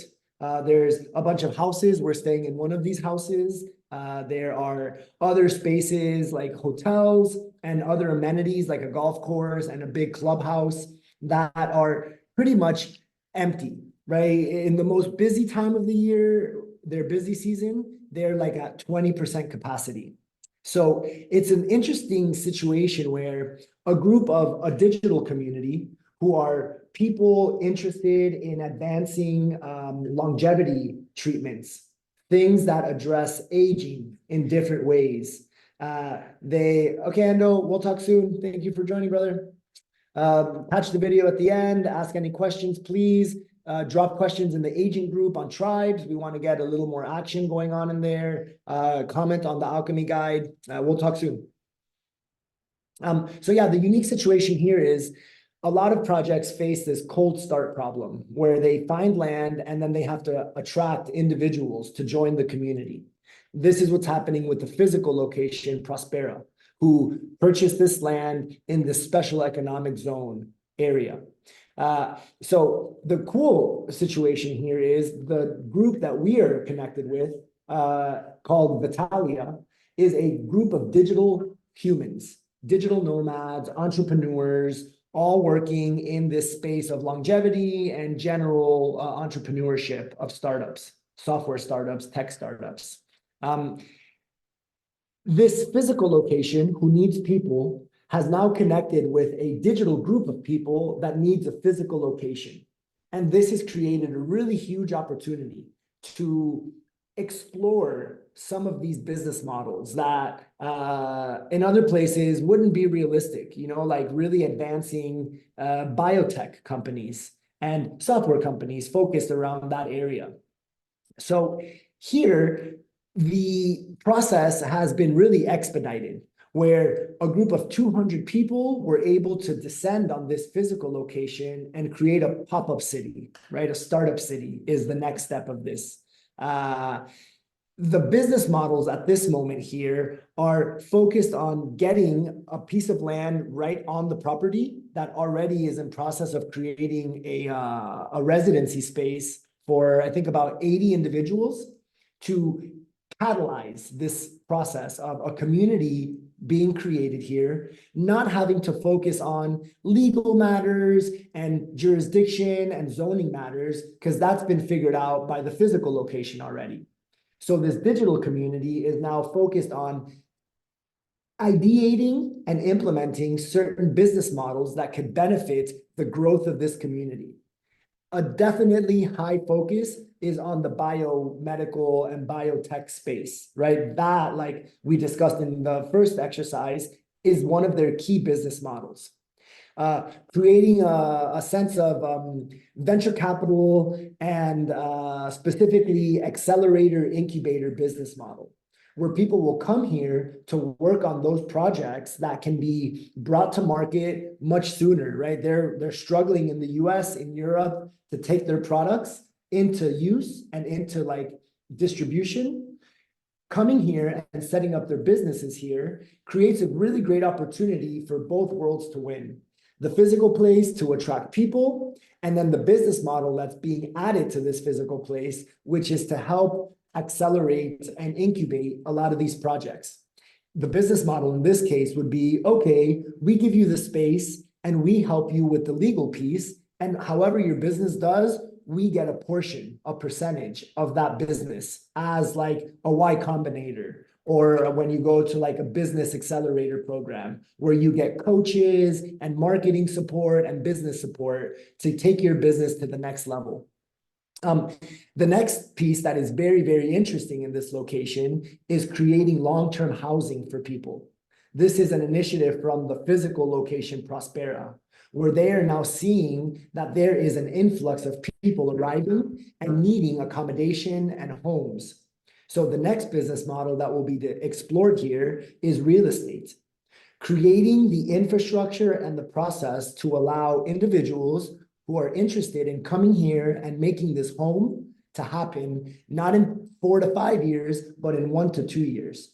And so this is a super exciting piece, right? The biotech space is pretty new to me. I'm healthy, I eat right, I take care of myself in that way, but people creating gene therapy, right? One example, here on this island, there is a company that established itself about 1.5 years ago to go to market with a product. And they are actively now testing gene therapy to support individuals with muscular atrophy and different kinds of diseases that are degenerative that inhibit their muscle growth. It's really interesting what's going on in this place. And like everything, you know, there's like positive press and not so positive press around the idea, and them figuring out how to create a community that integrates with the locals correctly is really, really key. Having the spaces where also the biotech piece can be explored effectively is a huge piece. I would say is their main business model. Can we add this one here to the business model? Like biotech incubation. That's a cool one. And we'll go through it. And then Yeah, we're gonna be going to the example of Vitalia in a second. Oh, okay, cool. And then the key piece for us, right, as community developers, is this process to get more of the people holding the flag in the ground as the community members through real estate and through hospitality, right? They have a pretty good hospitality piece already since this used to be a resort. And when the group that purchased this area purchased the resort with it, they've maintained all of the teams and all of the operations of the place to ensure that it operates and honors the people who set the groundwork here. And now adding on to it, an influx of more people to hopefully take them from a 20% capacity to more, to have more guests, more revenue coming in. Of course, the next step now is real estate, long-term community members. It's a really exciting project. We're gonna go a little bit into the what is it? Case study. Case study of it, yeah. Okay, well, where were you for that? We were listing examples. Anything that you guys would like to share? I really like the proposals that you had. The farm to farm life experience is a really cool one, Vivi. I saw you adding a lot of cool notes in there. Sorry, it's kind of a sandstorm now here, so it's challenging. But yeah, I would love to be able to at some point provide like a farm life experience where you basically just have or a homestead experience, whatever you want to call it, where over time it's just going to get more and more comfortable. So but for the business model starting out, I would have some hospitality, because that I think from what you guys shared is just something you need to start with something, and people being able to come and rent short term is just an easy way to get revenue flowing, and then from there build on there, having a farm store where you can sell all sorts of products. I love what Kelsey shared there, because yeah, it's such an amazing way to share your way of living and the whole philosophy that comes with that, and then have that available on site, but that being something that obviously people who come to visit can experience, but also just people who kind of drive by, so that it's like close to a main road, super easily accessible, and even people who are not affiliated with the community, maybe just driving by are like, oh, that's a cute looking store, and maybe even have like a little cafe where you have homemade goods that you sell. So like I have all sorts of ideas, and it's a lot, and I think it's then more of like prioritizing which things come first, because all at once obviously is a lot. And then about organizing it. If you want people to experience the farm, then obviously it's nice for them to have the short-term rentals kind of in closer proximity to where the work is being done. And I think then it's kind of, I haven't made up my mind about that yet, because I think it's kind of a balance act, because obviously the residents who live there, who actually cultivate the fields, also want to be close to it.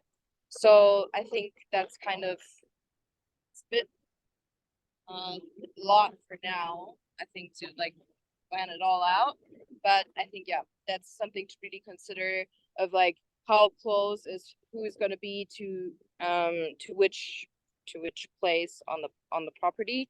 And then also I was thinking about having like a dedicated area that's just for the educational stuff, maybe have like an extra greenhouse that's just separated for people who come, and they can come see and learn there, and then maybe keep that more separate from people who live there long term.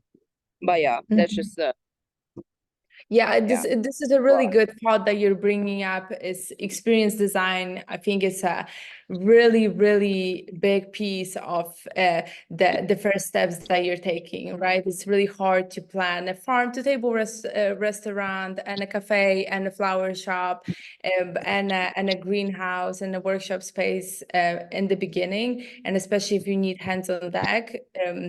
Creating that and making that an experience as a workshop for other people is a huge win. So let's say you have a piece of land and you wanna create a farm life experience. Instead of preparing the whole infrastructure for people to come, inviting people to participate in the creation process, making a little bit of money on that, and also gaining some short-term or maybe permanent members in the community is a big win. And for really most of the business models, the experience part of it is a big part that really makes it profitable, because this is what most people are seeking. Yeah, on that note, oh my God, what's happening to my computer? On that note, with the project that I'm in right now, I think is working so well. Like it's been many years that they've been doing it, but I think having space for volunteers to come all year round is so beneficial.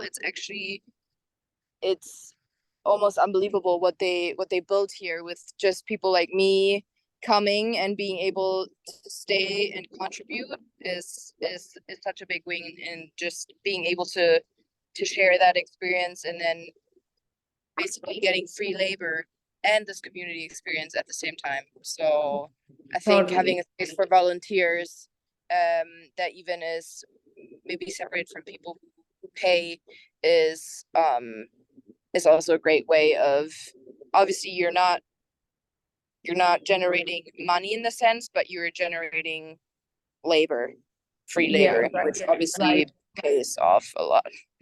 Yeah, definitely. This is the first recommendation that we give to young projects: short-term housing first, because it lets you create an experience around anything that you're doing. And this is what brings community members, and maybe 20% of the people that participate in the experience will stay as permanent members of the community and the torch holders. Really, really cool, really important one. Anybody else would like to share about their business model?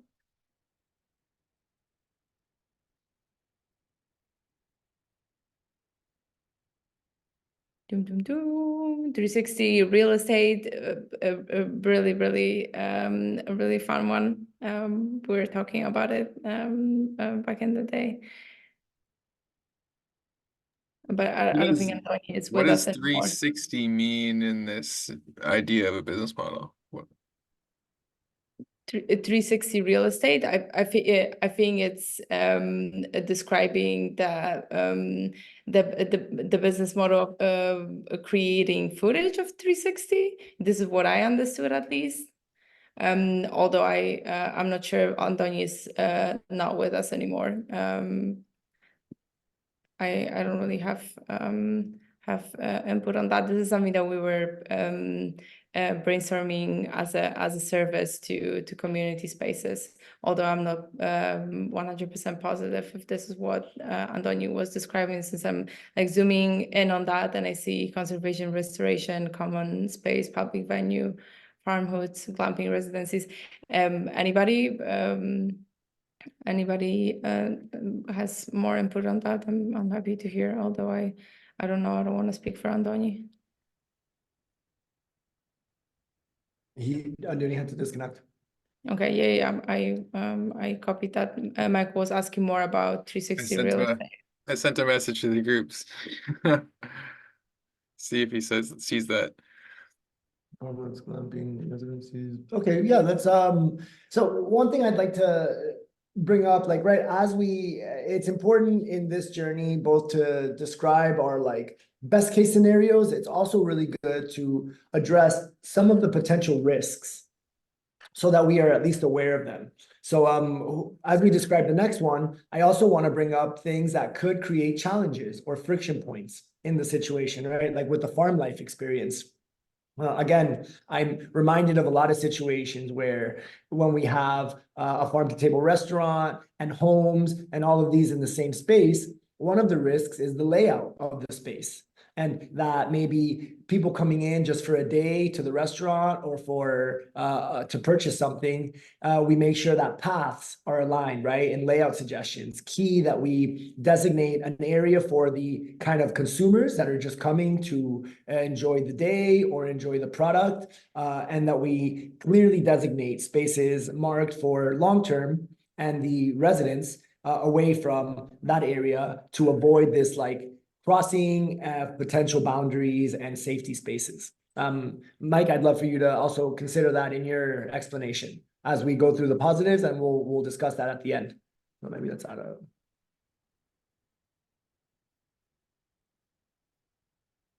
Just like additional suggestions. Concerns. Risk mitigation. Concerns better. Okay, yeah, go ahead, Mike. You want to describe yours? The business model? Yeah. Yes, sure. So I just took a small part of the whole concept that I named earlier, immersive performance artist training. And because that needs to happen, at least a portion of that needs to happen in person and on site. So although it starts off digitally, coming together on site, we need a dance studio for sure, a place to practice, a place to learn, and also places to stay, whether it's individual cabins or one big like communal, let's call it a bunkhouse or a clubhouse, communal place to be. And of course, they need a bathhouse and a hot bathing space for the pleasure of hot thermal waters to rejuvenate from their onerous practice and just replenishment. Layout suggestions. Well, studio shouldn't be right beside any of these houses. It should be a bit of a walk, so in case sound travels, and it should be close to the road in case people aren't staying on site. The studio needs to be easy to access, whether you're coming from on-site or off-site. Concerns we're talking about. I think you voiced some of the concerns, like the studio being very close to housing might disrupt potentially privacy of the experience. Maybe there are sounds that are not welcome for people that want to relax and be in their own space. Yeah.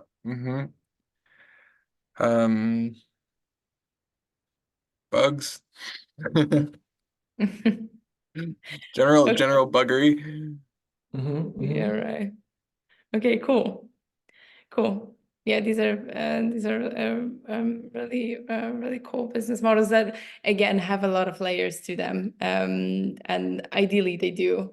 And so you structure one business model and then see how it can connect with the other in order to create a holistic ecosystem that makes your community financially sustainable, which is something that most of these places struggle with, financial sustainability and finances. So really, really important part to consider. And you can really come up with many crazy ideas that probably will work. Only if you ground them enough. And again, marketing and content really can accelerate your business model, even if it potentially seems like not the most profitable idea. And something to add to business models that can be considered a business model as well is resident finances. And so on top of selling real estate, the hospitality business, and any other income source that you structure for your community, is also very popular to set dues and fees, memberships. Previously mentioned revenue split is a really popular one in order to deal with regular maintenance expenses that obviously can be quite big in physical spaces. And so usually that would be included in the onboarding processes and the agreements. It is a subject to be changed with time and inflation. Most of community spaces use that, and so they set an annual or a monthly fee, a due for their residents for using the common spaces in order to maintain them. It can be a membership for certain areas of the community, like a co-working space. Maybe this is a monthly fee or a yearly fee that people are paying in order to use that, to maintain it and buy equipment. And it can be revenue split. So on an example of having a biotech clinic, the businesses, the companies that use the clinic will pay a certain percentage of their income in order to cover the maintenance expenses for the clinic itself. So really important to consider. You, Michael, mentioned in our agent chat that you're in a conversation right now with the hub on how to structure the collaboration. Let's assume they would like to invite you there permanently. How does that look like? I think revenue split is a really cool one in order for you guys to have your income. It's a low risk one because it's based on the money that's coming in, so you're not really taking out of your pocket. And the other way around, it serves some income to the place that you're using.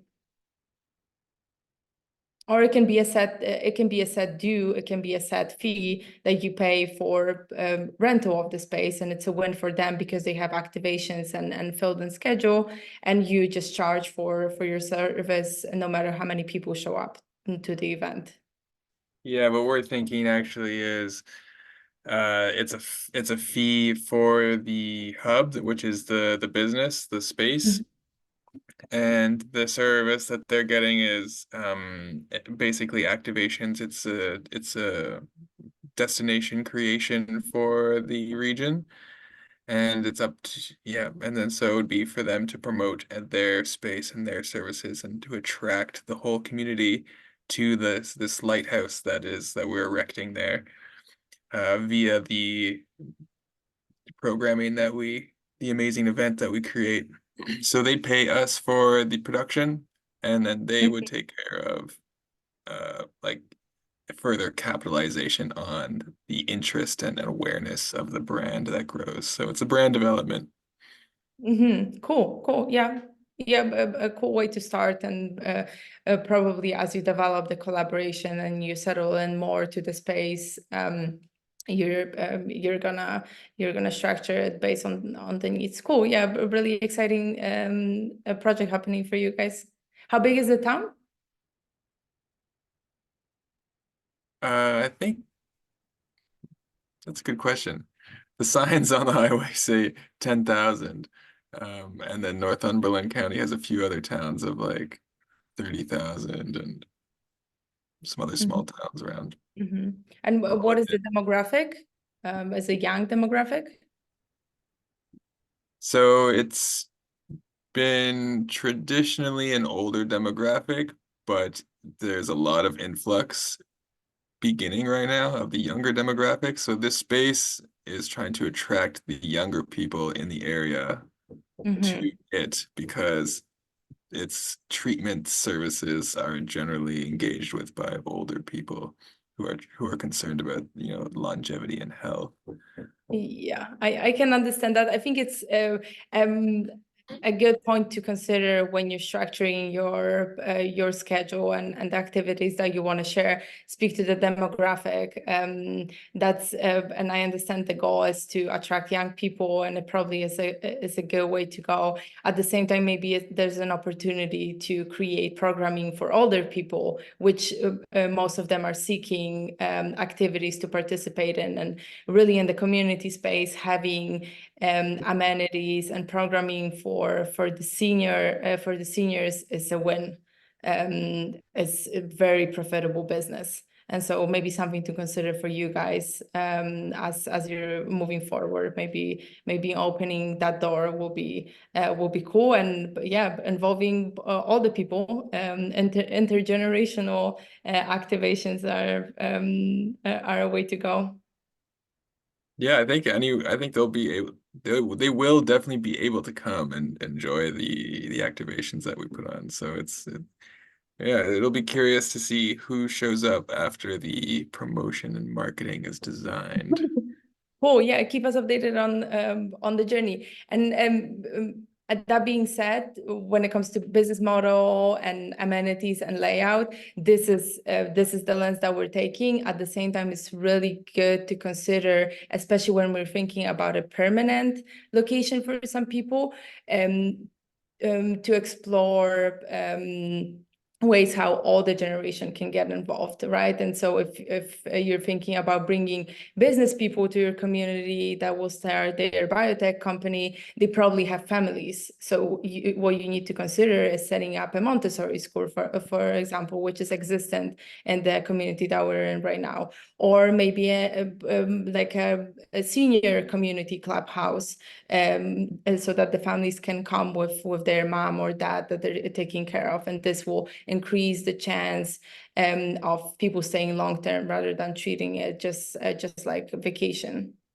So just a side note on that topic. So yeah, resident finances, really popular, especially when you're thinking about selling real estate as your primary business model, since you're receiving most of the money in the beginning of the project. You need to think about the maintenance of the physical space as you move forward. So setting up dues for the residents, and definitely increasing them, and setting up a protocol on how we deal with fixes that occur unexpectedly is something to consider and include in the agreement. So people are not shocked that they have to participate in covering these expenses. Any thoughts? Any reflections that you guys have at this point before we dive into the case study, which Oscar already mentioned quite a bit? We're 9 minutes over schedule. How are you guys doing on time? Can we jump through this quick? I understand if anyone has to disconnect. I'm okay. It'll be a little review of these topics just to kind of bundle it all up, and then we're ready. Yeah. Okay. Cool. Sweet. Yeah, it's challenging to cover these topics in 2 hours. We're just skimming through and again licking the tip. So it's really important to complete that knowledge by going through the Alchemy guide and then filling in the workbook, and then in the beginning of each session we can have a moment to just go through that and maybe bring more clarity on the things that are potentially still lingering in your brain as unknown. So, okay, but really, really quickly, Oscar already went through Vitalia's case study. The main business model will be the equity split from Vitalia businesses, which the goal is to bring in biotech companies and set up a clinic and clinical trials within the district. So that's the main intention. Secondary businesses include hospitality, so short-term rentals, which you definitely need to set up a community house in order to serve some entertainment to the community, housing for the arrivals, entertainment amenities close by to the short-term housing, and infrastructure lease. So Vitalia will set up infrastructure and rent it for longer periods of time to the businesses and people that would like to use it. So yeah, that's been covered pretty in depth by Oscar. Another really awesome example, a project that we work with closely in Tulum areas called Kuya Bay. It's almost a 400-hectare project, and their primary business model is real estate sales. So they have around, how many lots do they have? Like 500 lots. 500 lots. So they are divided in half-hectare lots and 1-hectare lots. That you can see the master plan. I see it a little bit blurry. Probably if you go a little bit closer, yeah, you can see the layout. So they structured it in a leaf shape.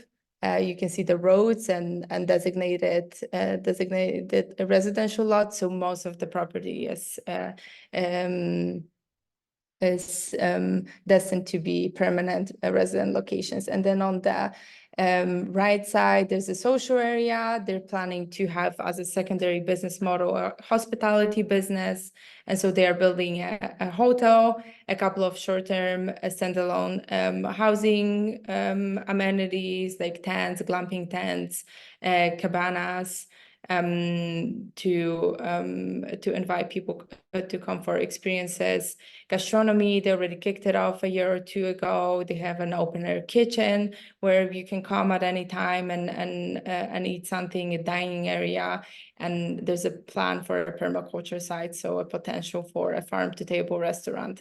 And commercial rentals, they're planning a mall and some standalone buildings for business owners to come and sell their products, like clothing and food products.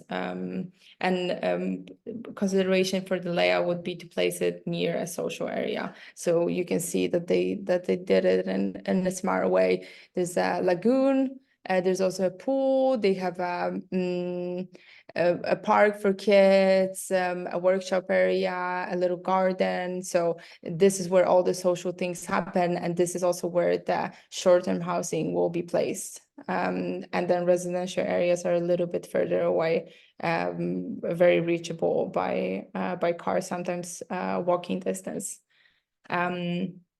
So yeah, two main ones. There's a lot of other examples that we know of, like the Floor Restaurant, for example, is a great one when it comes to the balance between the real estate, the permanent community, and the short-term rentals and people coming in just for experiences, which again, we recommend to have a hybrid of these two for many reasons, like the ratio between the people that call the place their home and the people that come for the experience and bring in new energy and inspiration and are more in the retreat mindset and vacation mindset, which is refreshing.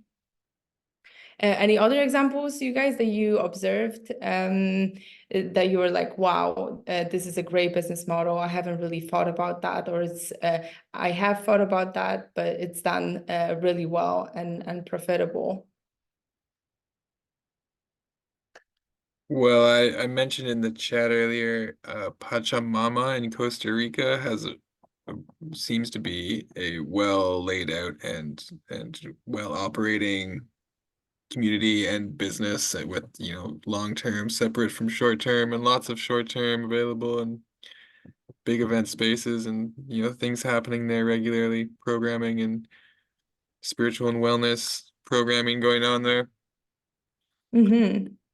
Yeah, I've never visited. I heard about Pachamama a lot, and it seems to be one of not many community projects that are really doing well. And it's probably because they have that very strong experience part incorporated in the business model, where they invite people for short-term stays.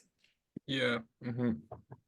Yeah, Costa Rica does it really well. A lot of the projects there have had a long time. They've been really in the space. There's a high density of people there looking for community. So it's really beautiful to see it happen there. In the United States, the Twin Oaks community, which is the oldest intentional community in the United States, they have a really, really good business model to look into for well-functioning and successful after all these years. They have a tofu making business and something else. A seed business is in a nearby community, and they're all like really functioning, really secure. They have the whole system for their community is really well laid out, and even to the point where everyone in their community has insurance coverage, and no one has to worry about financials because they're just so solid. So it's a good example to look into. Yeah, thank you. Yeah, I've heard a lot about both of these. Yeah, these are like some of the greats out there. Yeah. And just something that's been on my mind also with Twin Oaks is that they have a conference center. That this is the conference I went to this past summer, and they gave us access to use the space for free. And you guys are my team. That extends to you guys as well. So if Regen Tribe, like it's in Virginia, so if you ever find yourself on the East Coast of the United States, just know that you guys have a space with me to be able to use that for any type of week-long workshop experience. Yeah, you have that in your network as well. And they also have that conference space as a revenue income as well. So they kind of have like a full rounded scope. And they also, when they gave that offer, they also said they would leverage their people to run like whatever workshop we wanted to host as well. So they would work it for us and give us the space for free. So it's a really good connection that I made this summer. And that's where I went and talked about you guys and represented Regen Tribe and this whole movement. So they know about the Regen Tribe, and they were very excited. So just know you guys have that in the network with connections. Thank you so much, Kelsey. Yeah, that's a great proposal. Yeah, whenever we are in the area, it will be great to activate the space with some in real life workshops. As for now, it probably would be next year, since we already have the timeline more or less laid out for this year. But yeah, really, really cool. Thank you, and thank you again for speaking up and sharing the mission of the project and the movement in general during the conference. I'm really grateful for that. Very cool. And if you're going to Virginia, you should think about New Vrindaban. New Vrindaban is a like spiritual community center, which has an interesting like business operation going on there too. But I think they stand mostly on like teaching some Krishna-based spiritual gathering there. Mm-hmm.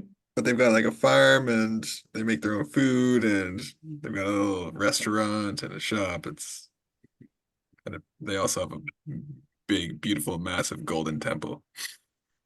Yeah, it's definitely a completely different learning process once you go on site and Yeah. talk to community members and participate in the activations that they schedule every week. It's a different form of immersion than researching projects online. You can learn a lot from that as well.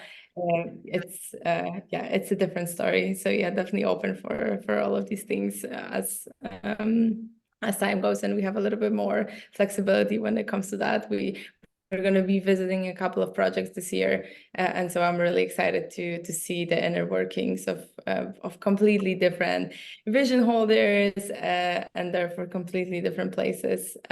Also influenced by community members coming from different places in the world. A really cool journey. Dang, I want to join you. Sounds fun. Yeah, we're working on the concept of being a nomadic community as we travel from project to project, and so trying to structure it in a decentralized way, where we just share like, hey, we're going to be here. Whoever wants to join. We don't really have the capacity to organize a full-blown residency with managing the housing and managing food and transportation. All of that takes a lot of bandwidth. And at the same time, there's a lot of collective members that are like, oh, I could join you. So just putting it out there and being like, okay, these days we're going to be here. If you want to come, feel free. Let's hang out. Let's spend some time together. Which can be challenging What sometimes. dates are you going to be Change. in Tulum? Hmm? What are the dates you're going to be in Tulum? We're Do you going to know? be there in middle of March. We're planning to arrive to Tulum and definitely staying for 2-3 weeks. There's this event happening for the last week of March called Regen Week. And so it's a decentralized event. Different organizations from the regenerative space will be coming to Tulum and presenting their projects. And so we're supporting with that. We're going to be hosting our workshops as well as land tours to the projects, the community developments that we have in the area. And so that's going to be really cool. So if you guys are free at the time, for sure come to Regen Week. And then after that, we're not yet sure if we're going to stay a little bit longer in Tulum or maybe visit a project somewhere in South America or Central America. That's an open question. But for these 2 weeks, we're definitely going to be there. Awesome. I will meet you there. You will meet us there. Okay, cool. That's great. Yeah, I'm planning on meeting you there. Okay, cool. Yeah, that's great. Vivi also is planning to come. Her plans open up a little bit more after like a couple of weeks, and so it will be exciting to reunite the tribe in real life.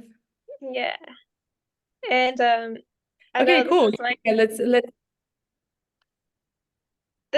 end let's of talk the more class, about that as we but know more details. Yeah, go sorry. on. No, go ahead. Sorry. And nothing to add. As we know more details, we're gonna be posting that. So we'll let you know for how long exactly we're staying in Tulum, but definitely for Regen Week, I'm gonna send you a little bit more info about that. Awesome. Yeah, I've got all the info for Regen Week, and Sun Nation is actually, we're trying to figure out how to get a little bit of funding so that we can bring the chief of the Arhuaco tribe and a small team of our Arhuacos and Sun Nation together to present at Regen Week. So if you know of anyone who has some capital who wants to invest into our project, send them my way.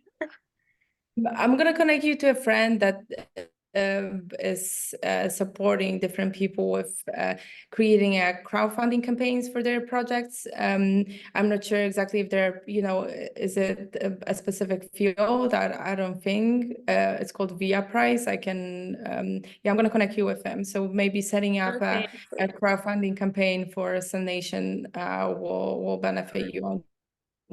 There's a lot of people here that set up a campaign for themselves, and they received some capital. So maybe that's an option that could support that. I'm gonna let you know more details. Okay, yes, please. Thank you.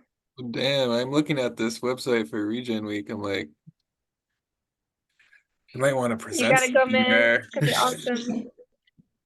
Yeah, definitely. We're gonna be in Paladora. I don't know if you know Paladora, Michael. I would assume it's in Chamullo.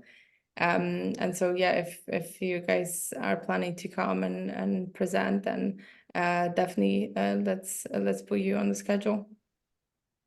That would be cool. Yeah, because what we've been developing is regenerative sexuality for creators who are creating the new earth. How do they feed themselves from within, basically? Anyway, that takes a lot of explanation right now. But I'm like, oh yeah, like we're tapping into this regenerative part as well. So Yeah. Are You you have guys? that. I know Yeah. the Regen Week, it said that the applications for presenting are closed. Is that still, do you know about that? Like, is there still space for people to be added? Yeah, Because we would definitely. love to have a platform for the chief and us to come talk about our projects. The whole idea behind Regen Week is that it's like kind of like a decentralized event. So like people are invited to host their own events and do their own things in different parts of the town. We're going to be kind of holding one space at this like eco campus near Tulum, like 25 minutes outside of Tulum. And also there's another venue that we kind of invested in and started working with a few years ago. Things went a little bit south with the organizer of the project. And right now things seem like they're going to be put back in our court, and we're going to have like a small community area with like 6 cabanas and a big central palapa and like a big kitchen and all these things that we would be activating. So we're looking to really start hosting a few things there as well during the week of Regen Week. So like we'll set the stage, we'll be doing the promotion, whatever events want to be like birthed from our side, we can add them to the schedule whenever. Yeah. Okay, awesome. Is there Oh, yeah, is there like an outline for that, or how do I? There's no outline at the moment. Do a little write-up of how you'd imagine doing it. We could do it at that location in Tulum. It's like a 5-minute drive in Tulum, or we can do it at the other venue, which is like 25 minutes outside of Tulum. The venue in Tulum would be great to do as well. And is that where, like, are you guys, is that a place where you guys are staying, where like your team is staying? Yeah, so we're gonna be balancing between both. The eco campus has like, it's like kind of hotel-y, so it's like a little bit of a higher ticket price. The other venue is pretty much our venue. Like it's something we invested into and we were building with the owner, and then he got a little bit weird with some stuff and we took a step back while he figured it out. And now he's like, okay, I couldn't figure it out. Like, you guys want to do the thing? So we're like, this all happened like this morning, honestly. So it's something that's okay. yeah, it's evolving at the moment that gives us capacity for 6 cabanas that we are going to be sharing with anyone who wants to come and stay for that month to pool resources, right? We like the rent, there's like 2,000 a month for the whole property. So this is something that we want to activate. And actually we're going to need a team to be there and like keeping this place going as we like all of all. Yeah. How many beds can I have a team of about 8 people I'm trying to bring. Wow. Okay, so it's 6 cabanas. Each cabana can be split into 2 beds per cabana. I think even a third one he mentioned. There's like dorm style little spaces with 2 bunk beds in each. I don't know the status of those. I know it got like rained out over the season, and I don't know how they're looking right now. But lots is going on that we got to figure out. I'm gonna get on a call with him and have more details for that. So these could Okay, all be awesome. potential Yeah, I'm options. trying to put a budget together and a space for the team and see how much I can crowdfund for bringing. Right, right. If we could pool resources, I'd be happy to make that space available to make that happen. That would be amazing. Yeah, Yeah, like yeah, there's a please let me huge, know. beautiful central palapa with a big, like, beautiful floor. There's a temescal with a fire pit right in front of it. There's a community kitchen with sitting Oh my area. God, where a bunch of okay. people can make food. The place is beautiful. And so I'm excited to activate it and see what we can do. Yeah, yeah. As soon as you get those details and prices and budget for per person, per bed, whatever, please let me know. Right, so what I would like, so there's someone who owns the land and then a guy who like took a 10-year lease on the land. We invested in some infrastructure in the space. And so we pay the landlord, essentially, the guy who owns the space, like $2,000 a month for the whole space. Oh, wow. Okay. Which is pretty affordable considering like Tulum prices for things are like $100 a night for a space. So Yeah, yeah. we will be putting it together to figure out what we're going to do with the space and how we're going to move forward. Whatever that price is, whatever we can pull together, I'm happy to share it at cost. And we can host events there and generate revenue from the events to pay the rent as well. Like all Do you of know it. how Like, many beds are in the whole place? there's each one of the rooms has a king size bed that can be split into 2 separate beds. So there's 6 cabanas. I imagine there's 12 beds, plus these like kind of bunk bed style spaces that have another 3 beds and 3 beds, or 4 beds and 4 beds. I need to get details though on that stuff to see how that's doing. Okay, okay. Mhm. Yeah, yeah. Let me know. Let me know. I'm Oh. trying to make this happen.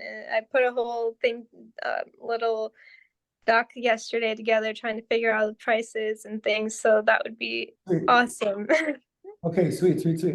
Oscar, you And might I'm be there coming for to longer learn than a to couple meet you weeks. guys. Like I'm on your team. Just know I'm on your team, and I'm coming to meet you in person. I'm super Okay. stoked. Cool, girl. We got a lot on the agenda right now that just came up, and like we're also juggling a bunch of things with like the tech side and the platform and all this stuff. So like all hands on deck. Yeah, Mike, we're gonna be there. We were originally gonna be there just for a month, but with this new thing that's happening now, we'll be there March, April, May into June. Because then we have the project in California we're going to for like 2 or 3 weeks. What's up, Ernst? And after that, it's kind of open-ended. Maybe go back to Mexico for a little while and figure that situation out more to keep the place like afloat and like teamed up well. All right. Mhm. Whoa. Yeah, guys, lots of things coming up. Like, feels good to have like the support from like Kels. That right now is awesome. Michael, seems like you could be interested in staying for a little while longer. Dude, that venue's yours to do all the magic stuff, like everything that Amy Ann shared about that space, like about what you guys are doing and the things you've described to me. Like, venue would be open like for you guys to host some beautiful things. All right. Yeah, totally, man. Totally. I'll bring the message. I'm in private. I'm going to be sending some Yeah. messages to all our creator friends to see what we can do. So if I can pull this off, I'll be bringing 3 really ancient wise men with me as my team. Wow. Yeah, that's super cool. That's super The cool. chief of this tribe of 60,000 people, and then a mamo who is like a spiritual Buddha monk person in the mountains. Oh, wow. And then the son of the chief who's studying to be the interpreter and translator of the entire tribe and work with our type of people as like an external advisor for his tribe. And Cool. yeah, plus our core Sun Nation team members. Yeah, we have a content producer who we're trying to raise funds to bring along. So if we can get funding, we have a professional media production creator that could be taking content for the entire event. Right. Super cool. Can you see what that price looks like so we can try to like coordinate ourselves and organize on that and see what that looks like. Yeah, I mean, he's with us, he's on our team, so whatever we can get for him to come and have this experience and produce with us. Like Okay. yeah, Okay, he's sweet. Colombian, so it's not like United that's awesome. States prices. Yeah, very cool. That feels really good. Definitely happy to support with this, and like, let's make some stuff happen, you guys. We have this beautiful venue. I'll send you some pictures of the space. Okay, awesome. Yeah. Send them. Yeah. All right, cool, you guys. Cool. Thank you for Okay, a thank beautiful you so call. much. Thank you for this brainstorm after. We're like starting to feel more and more like a team every day. It's awesome. Yeah, I'm super stoked. Yeah, I love it, you guys. Yeah, gem in your workbooks, anything that you have questions about, any concerns, floating thoughts in your brain, check in the Telegram group. And we're gonna commit a couple of minutes in the beginning of the next call to go through that. I'm gonna make some changes in the workbooks. Don't worry about all the input that you already put in there. You, Michael, and Kelsey, I saw you were adding some stuff in there, super cool. And so we're gonna be making some small changes. Stuff, Yeah, but don't worry. Your things will be in there. Maybe the link to your workbook will change, but you can still find it in the drive. You have the link in here. Yeah, thank you guys. We're like classically over time. It's tradition now. Maybe we should extend the calls. But yeah, really cool. I'm Really excited. Yo, you guys, Tulum, we're going hard. March, April, May. Yeah. We're gonna be there. It's gonna get hot in the summer, but we'll make it lovely. The place is lovely. I'll send you a YouTube video of the tour we did before we left, as we like finished building the place out. All right. Awesome. Yes, Yeah. please. Yeah. This could be the in-person thing for the agents potentially, right? Like where we activate this place and go visit the other projects in Tulum that we're working with to see what that's looking like. Right. Yeah. That sounds fun. All right, you guys. We'll talk soon. See you next week. Take care. See you.